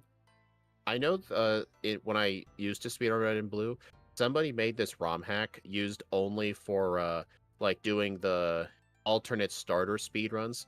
They were kind of like solo runs, but you had to do evolution lines, and they were on 1-time speed. You can use items, stuff like that. They had their own version of the ROM where you can select the starter, set the DVs, and you always start with 5 repels, which will last you through Mount Moon. Oh, I'm so stupid. What did you do? I battled 2 Caterpie Trainer. They didn't go left 1 extra space. I've never seen this before. I went from 7 straight to level 9. Like, the XP bar just kept going. Like, 7, 8, 9. I've literally never seen that before in Gen 2. I battled 5 Caterpie Trainers so many times by accident. I don't know if I've ever battled 2 Caterpie Trainer before. That's just embarrassing. Shame on you. Shame, shame. Yeah. It's so easy to walk around him, too. All you have to do is go left 1 extra more space. The grass is already there.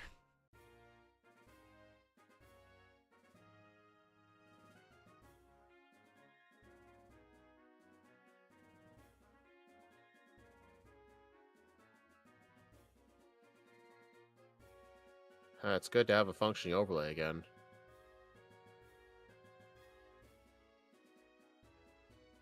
You saw nothing. It's nice not to have to go through Bellsprout Tower. I totally did not accidentally deposit the Bellsprout. No, that did not happen. My last run, Smoochum, I had to go through Bellsprout Tower because I needed to train.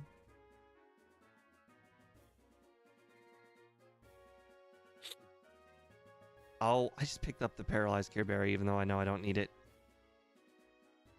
Isn't that just something you admit you do every single time, whether you need it or not? Yeah. Honestly, I think the one spot where it would be okay to have it is Claire. But then again, I think return just one-shots everything. I actually I mean, you don't could probably know. use it to get a free bulk up. I got a crit on my very first Dragonair, so I don't actually know. I do know return one-shot the other Dragonairs, and I did not have a pink bow. Oh, I did have the pink bow.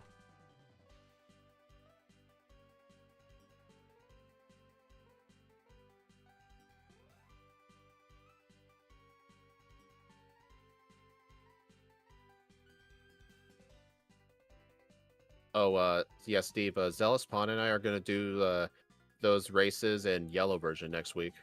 Because he did red and blue. Gotcha. So he's got home court advantage. Yeah. I mean, doing that stream was still kind of awkward because his internet company had an outage, so we couldn't really, like, stream per se. Like, I kind of do it myself with Zealous Pawn speaking through Discord on his phone, and his cell reception must be absolute garbage because he kept sounding like a robot. That happens a lot, but also I just found out that I think cell phones have really, really bad microphones, just in general. No, they do. Yeah, I mean, they're cheap. Like, have you Like, ever they gotten cheap out like on that stuff. just in general phone calls? Phone calls suck. Let alone Discord calls.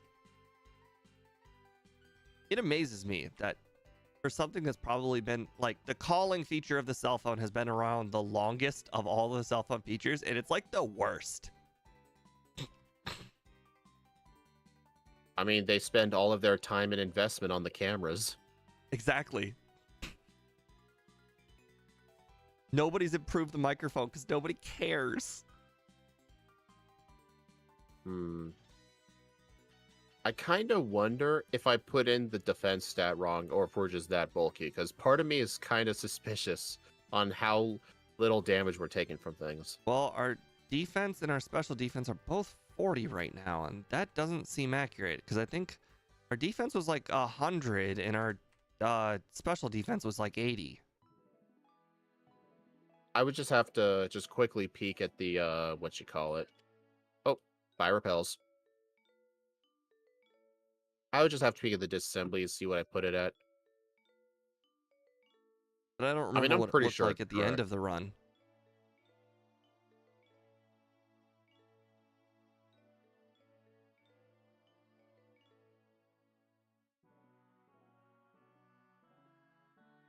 You know, it's a shame I already caught a Bellsprout because whenever I don't find a Bellsprout, I catch the Oddish, and if I catch the Oddish, there's a chance I find Psyduck. But then again, seeing how you had problems catching things, I should be lucky I got Bellsprout. Yep, I didn't get another one. I actually have to not use my repels. Oh, my secret weapon didn't. I never even used it. What was your secret weapon? Dig. Dig is not really the... Isn't Dig in Gen 2, like, only really good for Morty and Magnemites? Dig's not a very good secret weapon if you have a fire move, so... Makes sense to me. Thank God I caught the Oddish in the fourth Pokeball.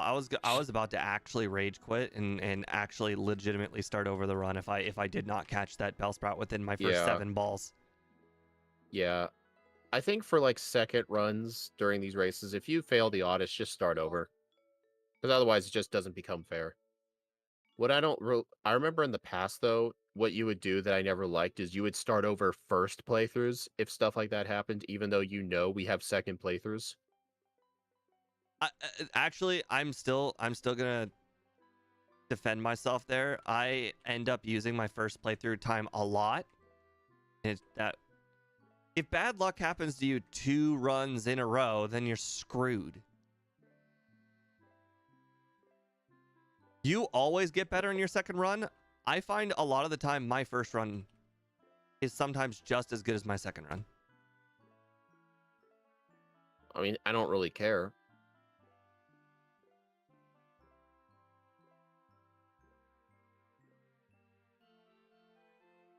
Don't tell Speed. Don't tell me what. No. Nobody in chat tell him what I just did. I'll never Did you live it forget the down. Abra? Nope. Did you did you do the radio quiz wrong? Nope. More embarrassing. Did you forget the coin case? Nope. More embarrassing. I'm not even that far yet. Everything that you just said, I'm not even that far yet. Did you forget to buy repels? I didn't forget anything, if that makes it any easier. I give up. What did you do?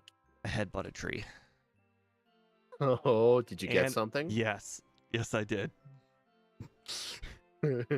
What was it?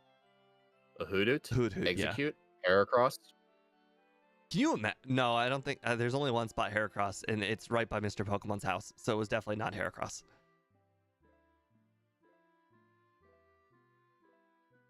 I'm pretty sure the trees to the left of Mr. Pokemon's house is the only place in the whole game you can get Heracross. I heard though that it depends on your trainer ID though, like which trees in that town give Heracross. Are you Sort of like- serious? I don't know. It's some I've heard. It's supposed to be like the Munchlax trees in Gen 4. Like the trees that Munchlax can spawn in depend on your trainer ID. So it's like different every time. I didn't even know they had that technology in Gen 2. It's I don't just know. Game Boy Someone could Color look it we're up. talking about.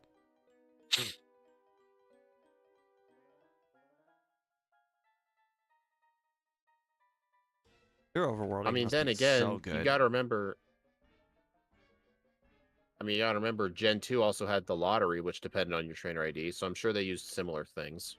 That's encounter, and that you're talking encounter versus just checking the ID. Crap. Checking- Hey, Psyduck. I mean, you're saying essentially checking the ID is as simple as check the ID to a table. I feel like that's two different things. Ah, crap. Hey, at least I found a Psyduck, so I don't have to remember Dratini or catch a Krabby. Oh, okay. I thought you were absolutely so far ahead of me, like it was ridiculous because you just were just like that much better at overworlding. No, you did the gym before talking to the girl. I take that back. No, I just looked over. You were way ahead of me. My bad. I'm wrong. I talked to the girl, then did the gym. Nope, you're right. I looked over again. You walked right past where I thought you didn't. Nope, just stupid. Your overworlding must be just way better than mine. Honestly, it might have been all the practice with Gen 1. I'm not even kidding. Like after the Mew race, like you just leveled up. Then again, Zealous Pawn and overworlding still kicks my ass. Yeah, well, so is Ike and Austin. That's Ike's. that Ike and Austin's is far better than Zealous Pawn's. Like I really want to see between Zealous Pawn and Ike. There's tiers of players, and I think Zealous Pawn's in the Ike and Austin tier. Like you, me, and Scott, we're all in the the B tier. Zealous Pawn and Austin and Ike are all in the A tier. Makes sense.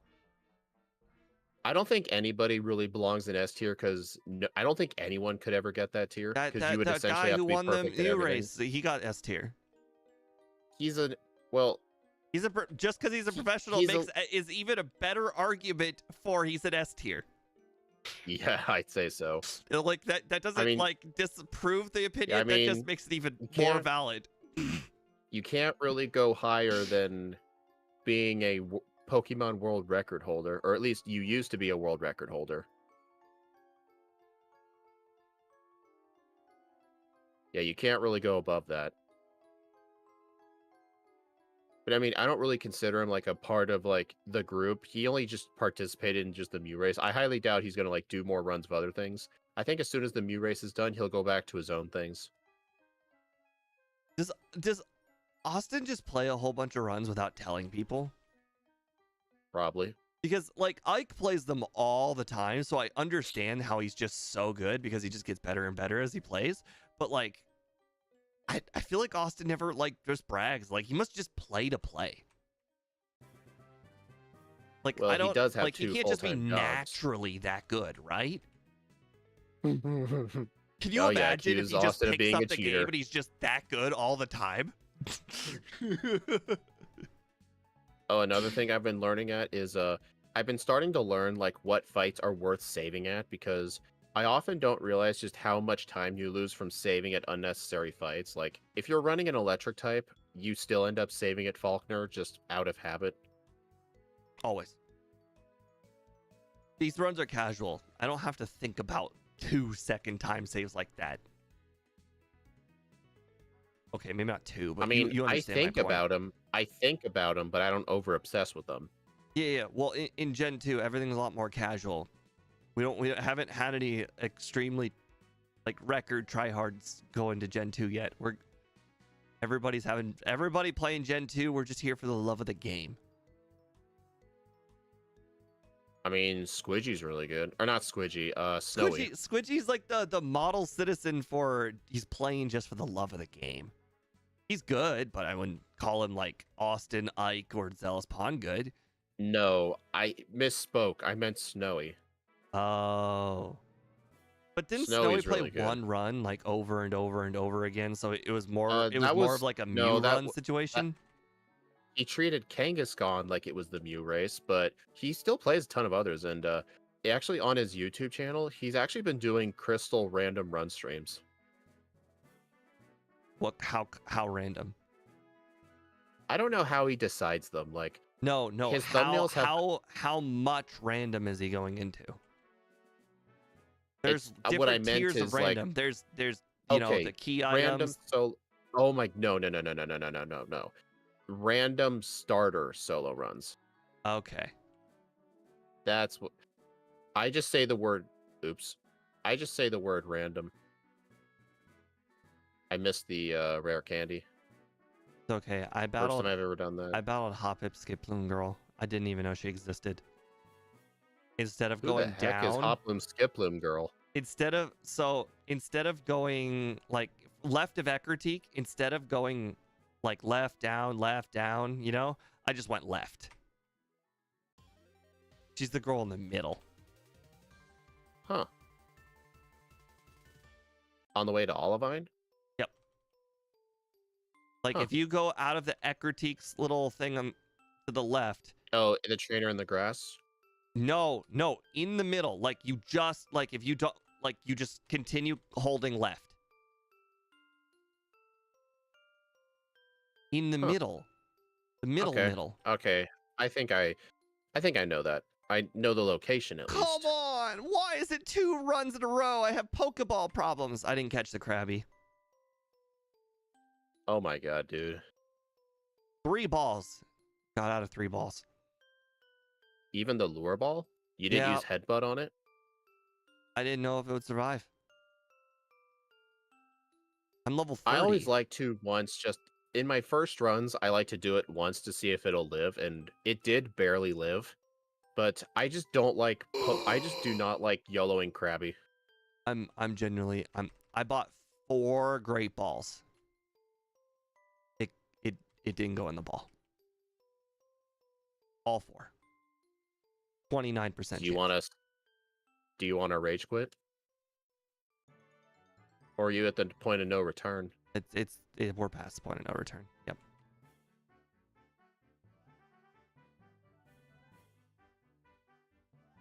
Oh, it's a good thing this is Gen 1. I just now realized that I went into this city and never healed.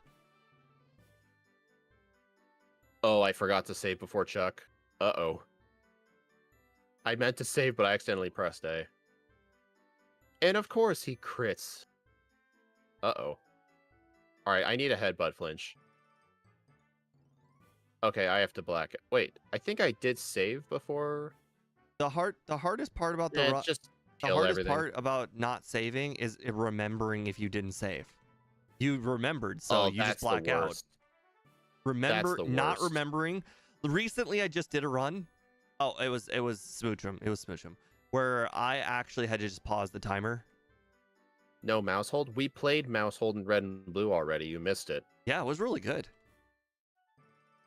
Actually, I think Steve and Ike played it. I think that was this time my power went out and I had to skip the stream. No, in Crystal. We never played it in Crystal. Yeah, we never. I remember you requested it, I think. You might have became a member at that point. We did it in Red and Blue because we weren't doing Crystal at the time.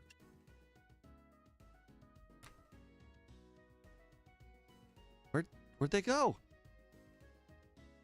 Oh my god, I'm so pissed. I couldn't afford the 31 super repels, I think.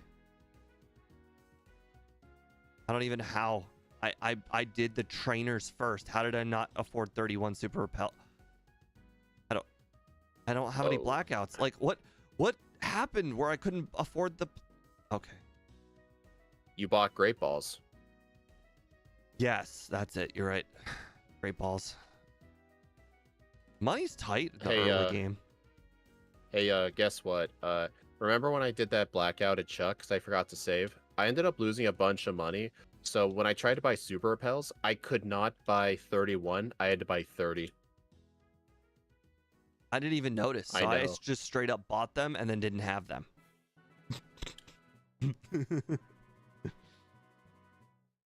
I only just remembered because you said the word super repel because I meant to buy them, but I forgot. So thanks for the reminder. Mm-hmm.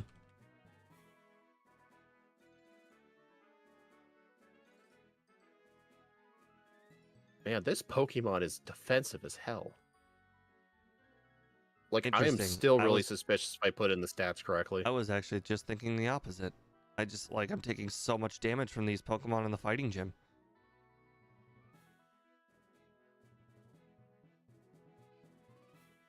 I'm taking suspiciously a lot of damage from these Pokemon in the fighting gym. How many bulk ups? 2? 3? I'm gonna go 3. Honestly, I think +4 one-shots the Poliwrath. No, Primeape got back-to-back crits. I got my blackout because of a crit. I lived somehow with back-to-back crits. I guess that's it. It was the third and fourth hit, so I guess I. Wait, don't they ignore your stat boosts? Crits? Yeah, they ignore the defense boost. Yes. Interesting. That was suspiciously a lot of defense then. I just can't get my head around that this thing is almost as defensive as Mew. 95 HP, 90 defense, 90 special defense. Like, it's so close to Mew. And plus, Mew's in the medium slow group, and so is this Pokemon. So this thing honestly feels like a fire dart type Mew. Oh, I stopped picking up that full restore. I just remembered. I cut the tree, and I'm like, oh, hey, that full restore. I just forgot it. Oops. Why do you go into the Lake of Rage from that side? You're not getting hidden power, are you? Well, I pick up the rare candy. Oh, I see what you mean. Oh, I did not get that rare candy in the first run. I actually kind of forgot about it. I recently had to know about all the rare candies. Oh my god, I forgot to talk. Did I just buy it? Oh my god, I bought a tiny mushroom. Why are you buying mushrooms? I forgot to talk to Lance. And I went into the house, and the guy's just like, hey, do you want to buy something? Are you trying to buy some magic mushrooms? I guess so.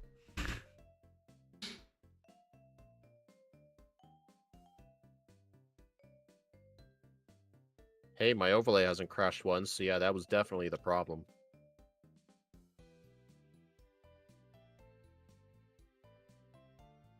Darkest Lariat. I'm gonna skip that. Not the enough extra TP? I just wondered if the extra 5 power might be worth it for some, because we don't have a way to boost special attack, but it really was not. It really annoys me whenever we backport a Pokemon with a signature move, and most of the time they never use it. Or like whenever we backport a fairy type with like Moon Blast, and we never use it, because it's a Pokemon with bad special attack. I just find that the move that gets backported is usually just... It's not super effective against a lot of stuff. Yeah. Because the moves that you use almost entirely are based around red. So if the move isn't good against red, it's most likely just not going to get used. Oh yeah, pretty much. The only other exception is if that move needs to be used on something else. Like for instance, like you wouldn't use a fire punch on red, but you would use a No. fire punch for Jasmine. Yeah. But that doesn't apply to Fairy. Fairy's not good against anything.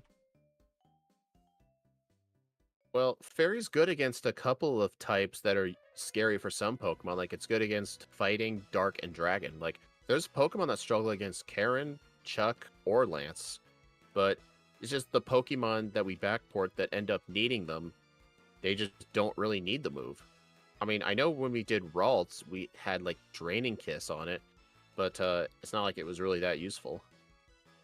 Plus, I don't think there's ever been a Pokemon where it's just like for instance, we recently did no, I shouldn't say recently, but we did a Pokemon where both you and Scott are like, you should use Sludge Bomb. It's better, and then I'm not used to using Sludge Bomb, but it's like, hey, it's 120 power. It's better than Return. I'm just so used to using Return. But that's just never happened with Fairy yet. Yeah, it's the return bias. Yeah, Return is I know just Scott, so good. You it have took a to while be for better Scott than to get Return. over it too.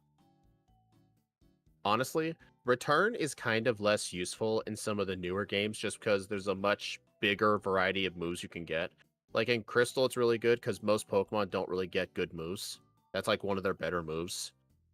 Like, I think the games that I play where Return just isn't that good, usually like Ruby, Sapphire, and Emerald, Return isn't usually the best move because the champion uses steel types. I think in Diamond and Pearl and Platinum, Return is basically just like if you have no fourth move. Like if you don't have a fourth move, you may as well just have Return if you need it. I think in the games that don't exist, the first one, I think Return is very overpowered. But then in the sequels of the gen that never exists, it's not as good.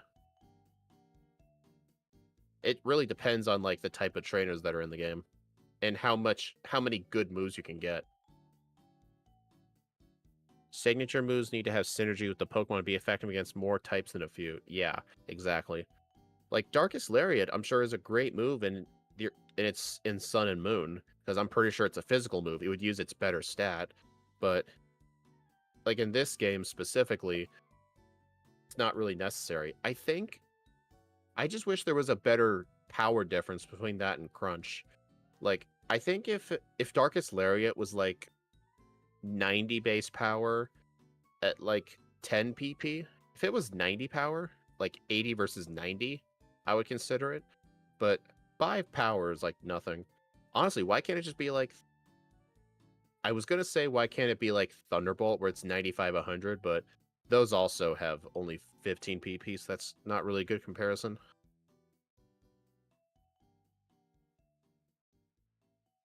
My god, I am doing this executive fight so horribly. I'm using every move on the Coughings, except for the move that one-shots everything. I used like every other move.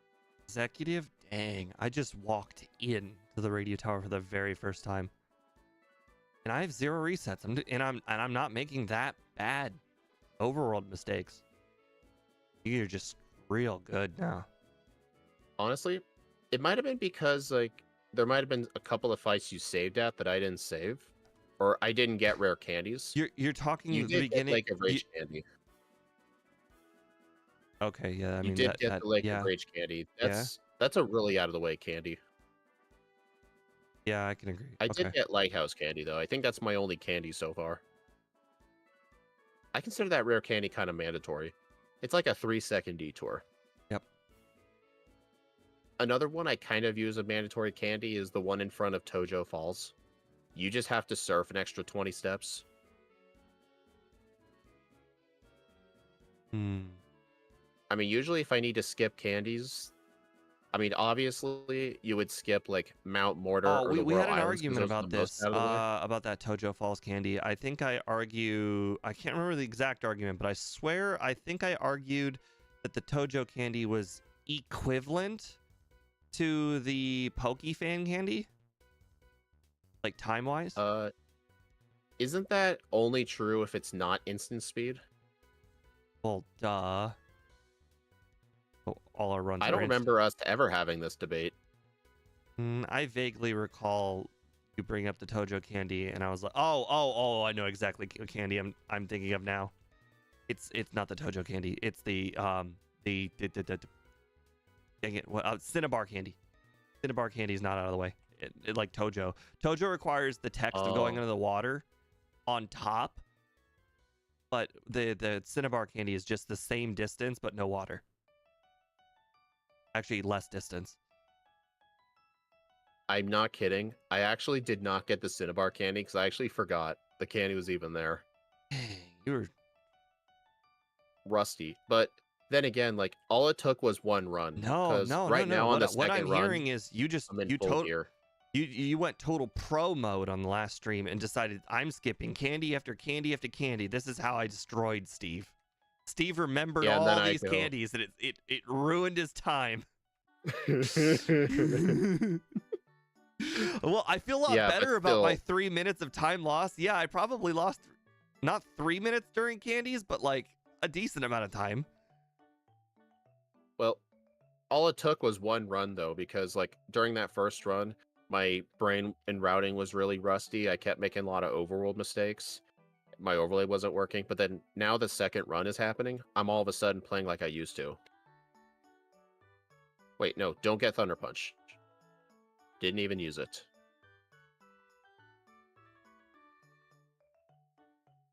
Did you ever use it? No.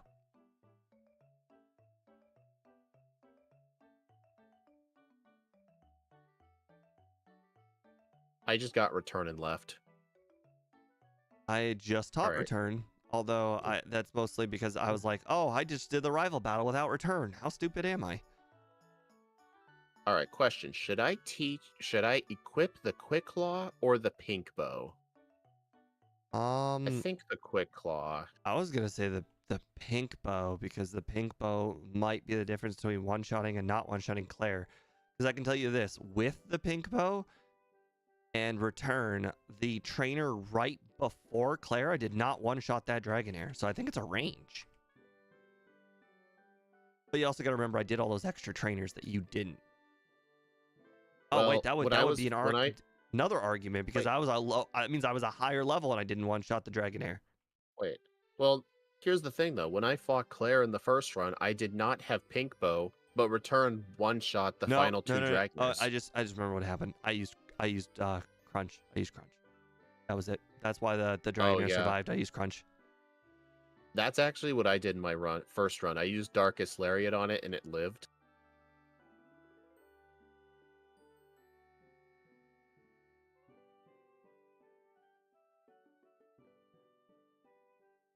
Dang, my memory's bad today.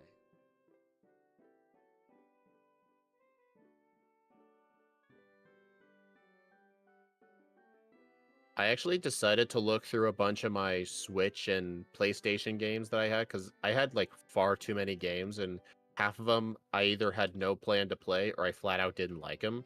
So I sorted out games that I would just trade in for store credit at a local hobby shop because I traded stuff in there before. They have pretty good exchange rates. But when I was looking through what games I wanted to keep and play, on my PlayStation, the only games I really wanted to keep were my copy of GTA 5 and Hogwarts Legacy. And then I realized, you know what? I actually never properly played Hogwarts Legacy, so the other day I played it for like 2 hours straight. It's actually a really fun game. I purchased Hogwarts Legacy and I also did not play it very much either. I think it was just because the tutorial at the start was so long. It was like the time I stopped playing it was around the time they had just taught me how to do the little battles. Teach the duels. Yeah. I played a little bit past that. I did the defense against the dark arts class and the charms class, and then I had to save before I did some other things. I was mainly exploring the castle, trying to find those blue flares, which are kind of like fast teleportations.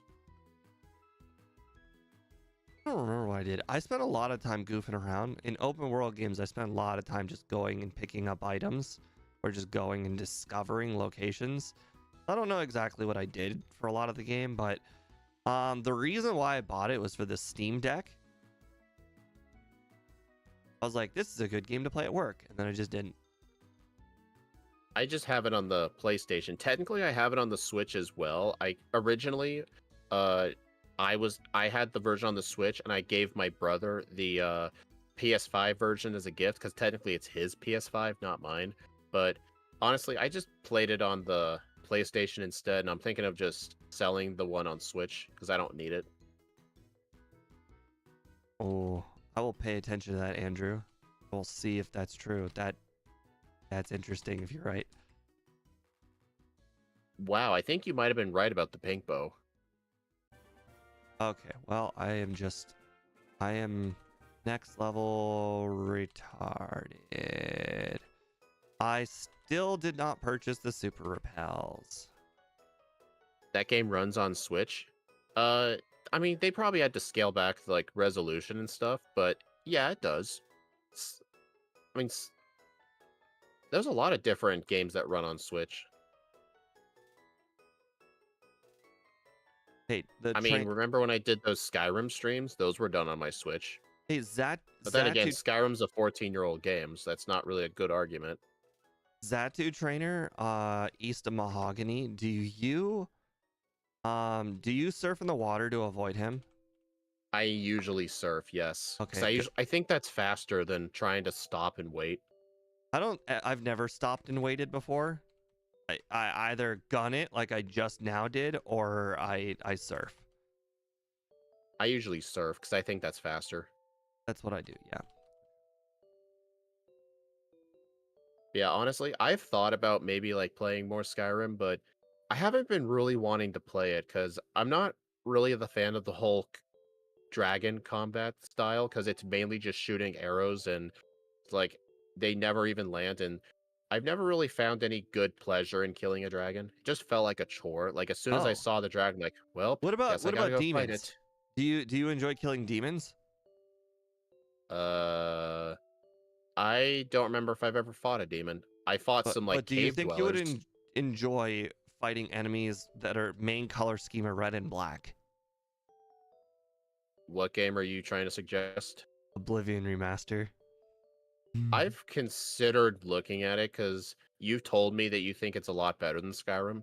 Oh God, is it a lot better than Skyrim? It's a decade newer. Of course, it's better than Skyrim. Not fair to compare. Technically, Oblivion is not a decade newer. Are you really gonna do this angel argument with me? Oblivion came out in like 2006. Like, isn't the Oblivion remaster still the same story? The writing came out in 2006. The game and like how should I put it? The graphics and all of that are essentially all new. Yes, everything as you remember it came out in 2006, but it was all worse in 2006. So was much worse. So was the Oblivion like story and just mechanics just a lot worse back then, just because it's 2006? They cleaned up the mechanics. Is the best part. It used to be very clunky and relatively mediocre back in the original Oblivion, but they fixed like the glitches and whatnot, and now there's new glitches. Well, I mean, you can't. I mean, we're talking about a Bethesda game. There, of course, are going to be glitches. I mean, I've played Skyrim on my Switch. I looked at my Switch statistics. It said I played Skyrim for like, I believe, like 40 to 50 hours. That's like no time at all. I know. Bro, if your playthrough of like Skyrim or Oblivion isn't at minimum 100 and like 90 plus hours, yeah, I don't think you've even really scratched the surface. I did not scratch the surface, no. But I just haven't really had motivation to play it. Agreed. I mean, it makes sense. Like I didn't even like Starfield very much, and I still put like 100 hours in that game. Do you still not like it? It's not that I don't like it. Like I would play it again. If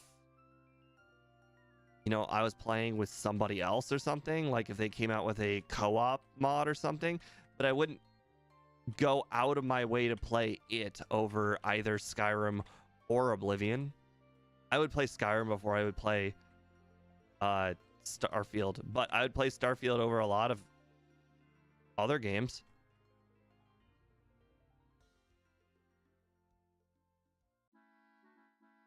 I mean, right now I'm just trying to focus on like some other shorter games I have, because I keep trying to focus on like the newer, much larger, like open world style games, the ones that take forever to complete, if you even complete them at all. So I've been trying to focus on like finishing up like my have you ever Kirby wondered, and Zelda games I haven't finished yet. Have you ever wondered what Skyrim would be like if it were in space and with guns? No, I have not wondered what that'd be like. Would that interest you? Probably not. Skyrim in space with guns. Probably not. Okay, well that's what I would call Starfield. Skyrim in space with guns.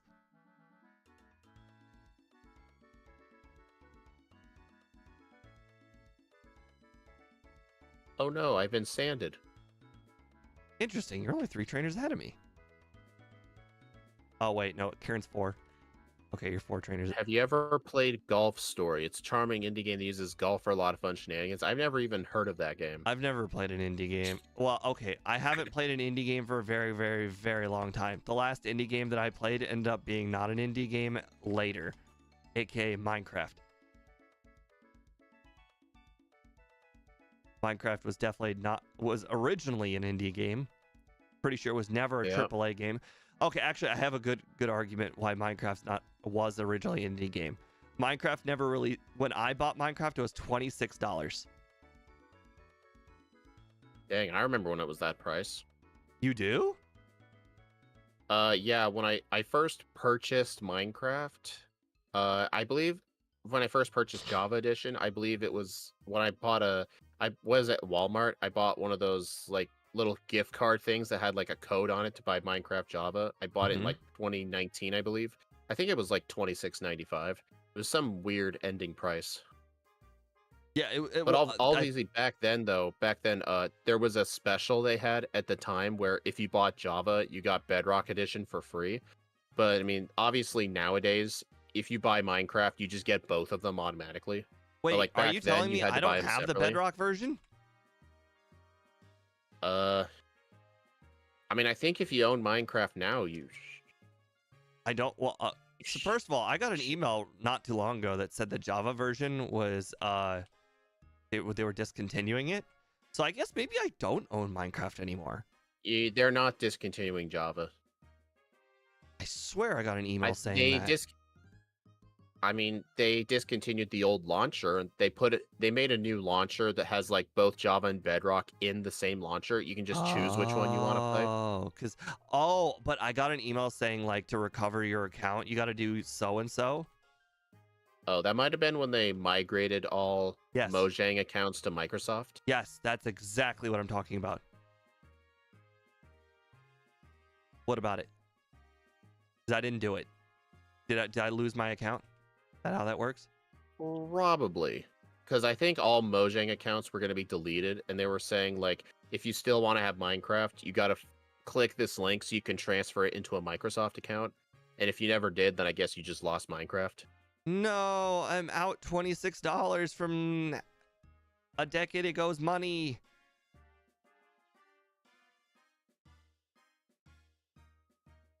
The world is ending. It's on Switch only. It really needs to be on PC. I swear it'd be a hit, but nope, okay. Switch only. I still own the Xbox version. I bought the Xbox 360 Minecraft.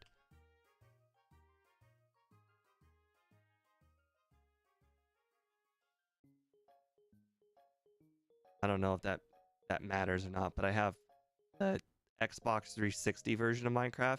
Oh, actually, no, I take that back. I have both. I bought the Xbox One version of Minecraft when it came out, but that's around the same time I stopped playing Xbox. I mean, we have the Xbox versions of Minecraft, the PS5 version. I have a copy on the Switch. I bought it for like $10 or something on Facebook, but I never played it. I never played Minecraft on any of those consoles because I cannot stand playing Minecraft with controller. It feels horrible. I actually prefer playing controller. Like, I prefer playing controller so much that I think even when I play on PC, I prefer controller. Says the one playing on keyboard right now. Minecraft. I didn't say it was like smart or sensible. It's just I grew up playing it on the Xbox 360 version, and that's just kind of how I grew up playing Minecraft. I can play both. I am very ambidextrous with the keyboard and mouse, and it's just I prefer playing on controller, sitting on my bed, laying down, and not with the care in the world. But if I were like, hey, we're playing PvP, or hey, we're playing a super hard map where there's gonna be a lot of mob spawns and it's gonna kill you, then yeah, I would want to play on PC or I'd want to play on keyboard for sure.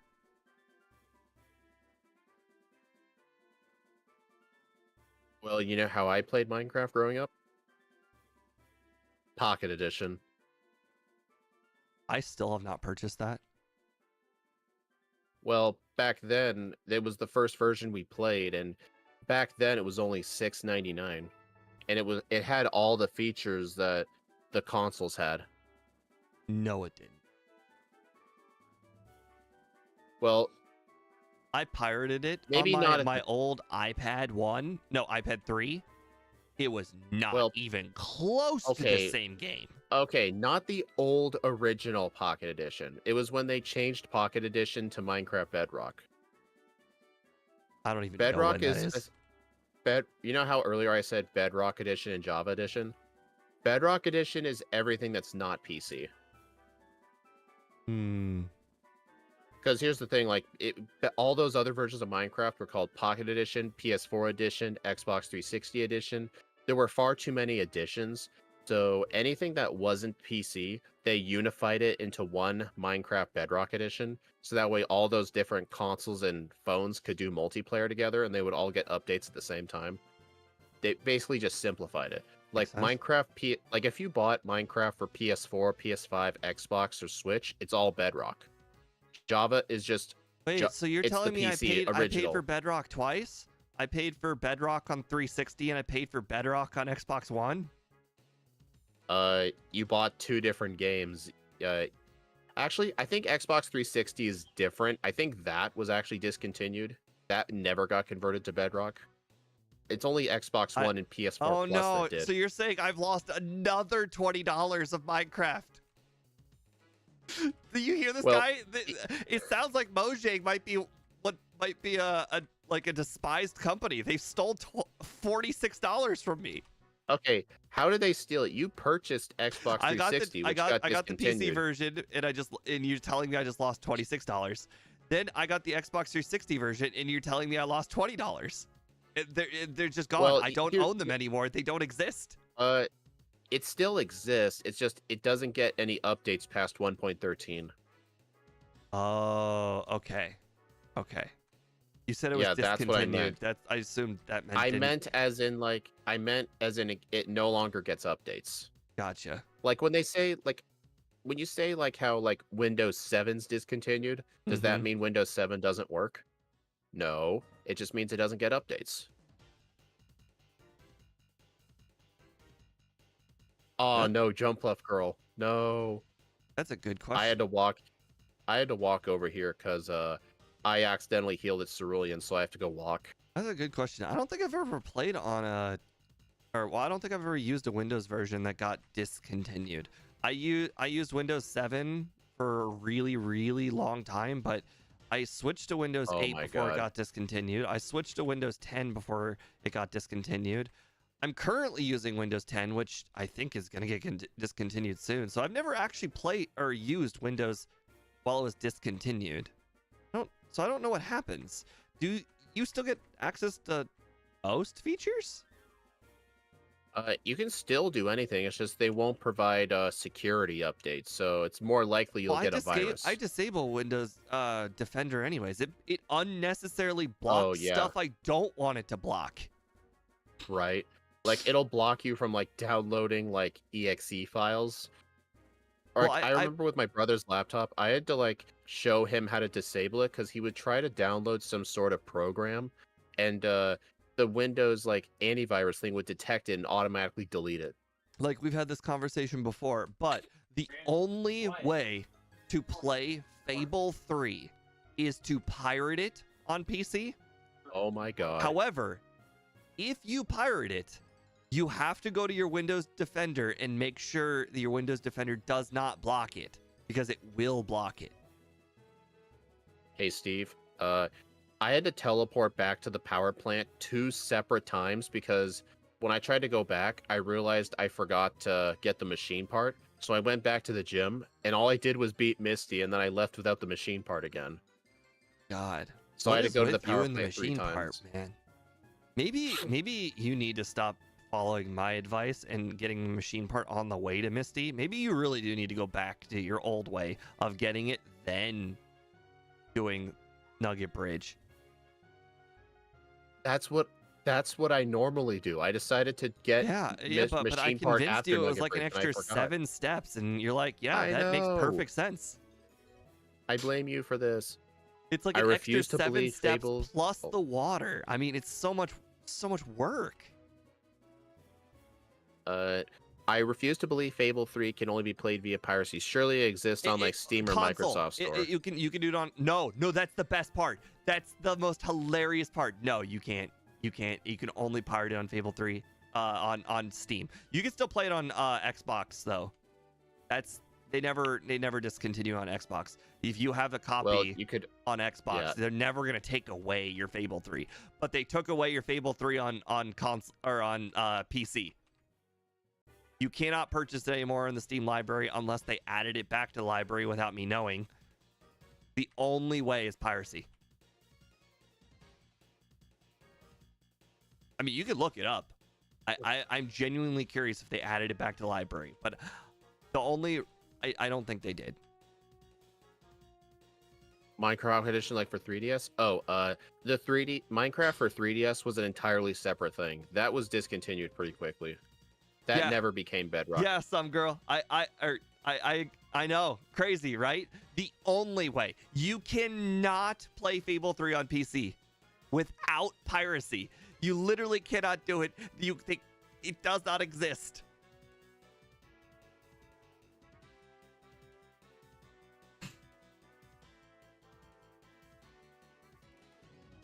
It's just a crazy fun fact.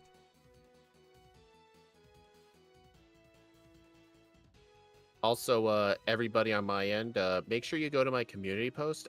I was on the Skill Link podcast. They just released their video interview with me, and make sure you check it out. I put it on my community tab. I've been on their show like twice at this point. It's been a lot of fun. You think it went well? I think so, yeah. You impressed some people? Oh, yeah. I mean, they were the ones who reached out to me first. I remember they originally discovered me through that old Pokemon Pearl Drapion run. And I remember I told them, that's kind of funny. That was actually one of my worst performing videos of all time. Always funny how you meet people.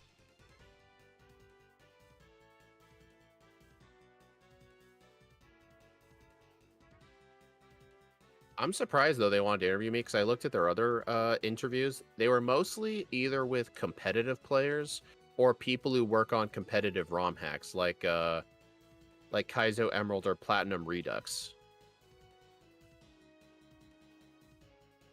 Maybe it's because I kind of view my runs sorta as like a form of competitive. Like I look at like I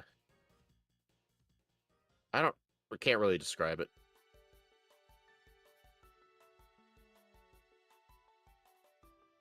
I just basically know what to look for. Like, if you were to give me just Pokemon, like, let's say Fire Red, and you gave me just any random Pokemon you could think of, I'll look at it, and then within 20 minutes, I'll have a game plan. And the run ends up going pretty good, because I'm able to theory craft runs in my head and be like, its defense is only this much, so Koga's going to be doing a lot of damage. I don't think we should do him early. Like, I just have done enough runs to where I can just calculate these things. Like, I know Steve can do that with a few things. Like, we did it today. he's the one who I told me literally about, did not have anything prepared for today's stream whatsoever. And then I think we didn't even have 20 minutes. Oh, I think we made our game plan 10 minutes into the run. Yeah. 10 minutes We before didn't the use run. the We XP didn't router. actually even... We never did damage calculator. We didn't look at I don't didn't look have at the XP router. stats, the move set, or anything. We're like 10 minutes. We got this. That's why I was so concerned about Gyarados. It was not really as bad as we had thought. Exactly. Okay, I will say, I think the one legitimate use for Earthquake is for the Rhydon on Blue's team, because Crunch does not one-shot it. But fortunately, it's stupid and just uses Sandstorm. Yep. I will say, though, if in my first run he used Earthquake, my second run I definitely would have gotten Earthquake. The Alakazam outsped me and used Reflect, but none of its moves can hit me anyway. I'm not too far behind you. You must have lost a lot of time doing something. I remember I told you I went to the power plant 3 times because I kept forgetting the machine part. Gotcha. I'm walking up to Blue right now. So yeah, you were able to catch up quite a lot because of that major mistake I did. Yeah, but I also had the whole catching problem.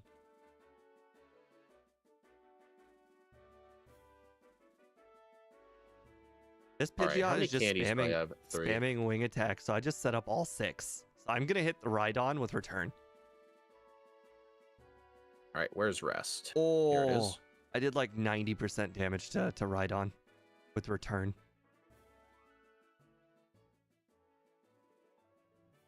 Wow, I'm a lot lower level. I must have bumped into a lot of extra trainers.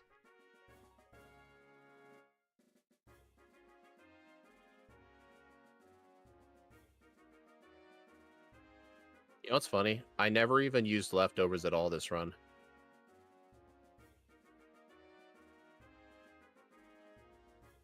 Wow. That was a lucky and unlucky red fight all at once. He missed Charm, missed Thunder, but then his second Thunder crit paralyzed. So you taught over Flamethrower for rest? Yes, I did. Okay. I ended up dying. He crit me multiple times.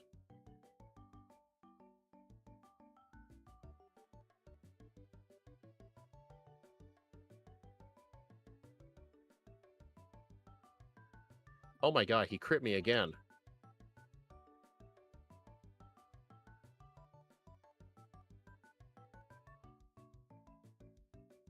Up, down, down, left.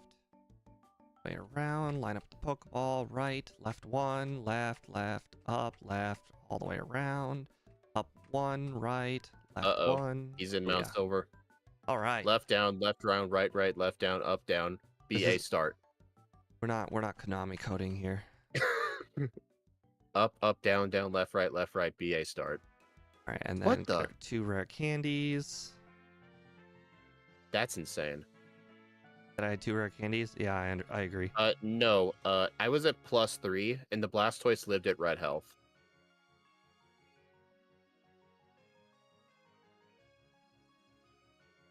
Oh my god. Honestly, it may have been worth actually getting the TM for Roar for this thing. The setting up on this Pikachu is inconsistent as hell.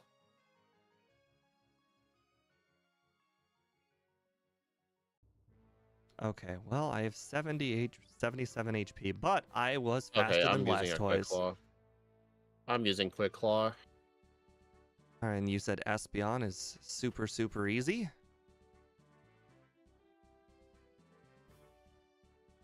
Okay, well, we are going to sub-hour right here. Just got to finish off the last few Pokemon. Fuck. Oh, please. Okay, please. yeah, I really wish I got the TM for Roar.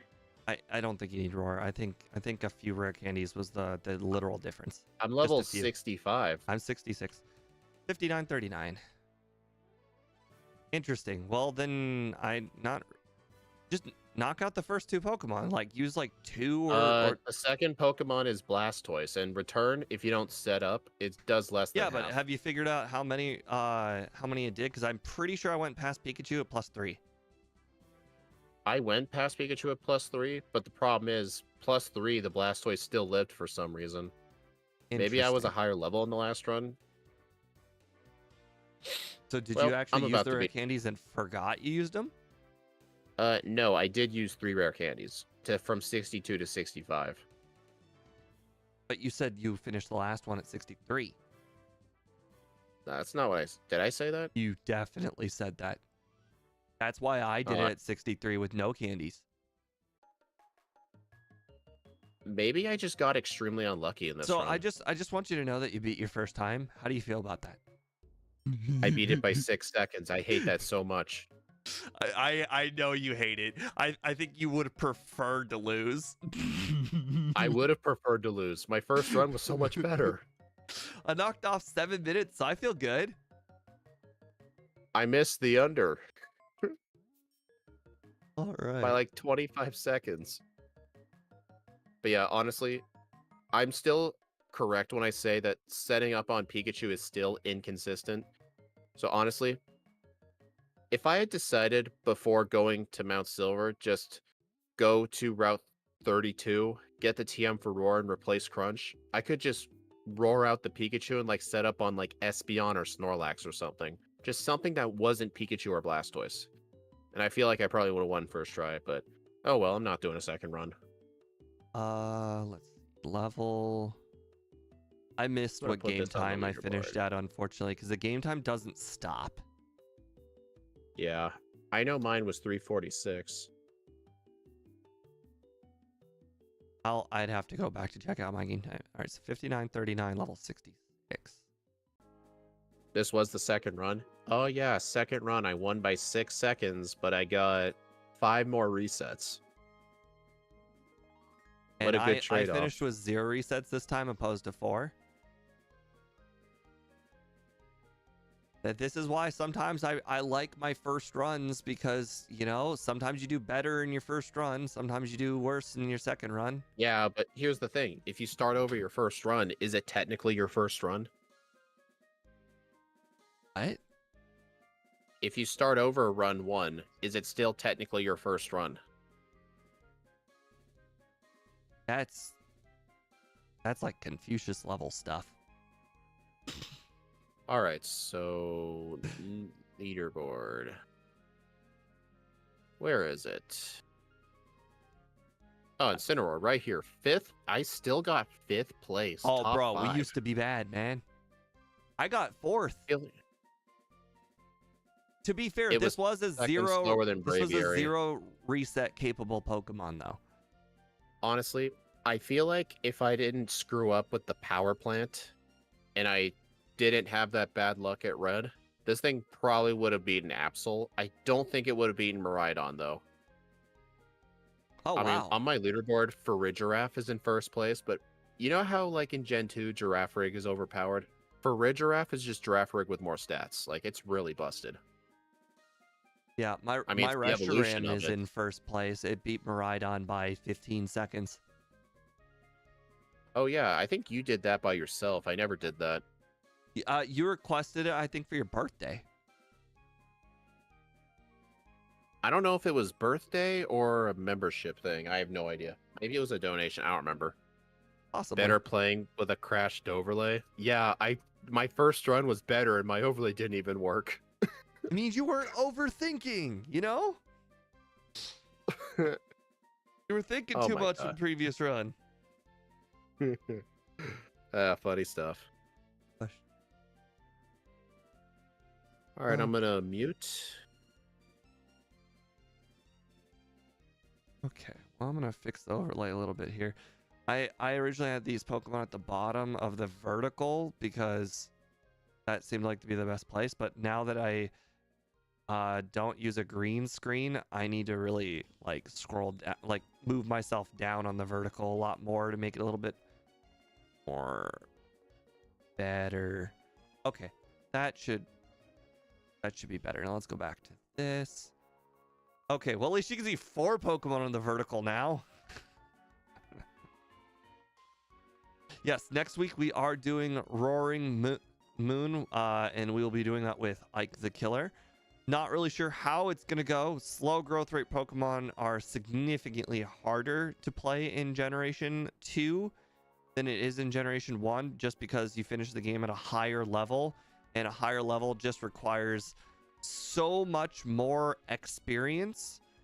So you really never know. Sometimes a Generation 2 Pokemon, if you're playing the slow level up group, you can really see how strong a Pokemon is, because they can beat the game at a really low level, like my top 2 Pokemon, level 59, level 60, and that's with candies. So sometimes a Pokemon will just be able to outshine the lower level thing, but some Pokemon, they struggle hard because of the slow level up group thing. So it's really hit or miss here in Gen 2. But regardless, it'll be an interesting run. It would have been really cool if we had done Salamence, because then it would have been like, oh, hey, we could have compared, the 2 runs. But it doesn't appear we have played Salamence in Gen 2, but we'll probably at some point. But have a nice night, guys, and I will see you on Monday. Bye.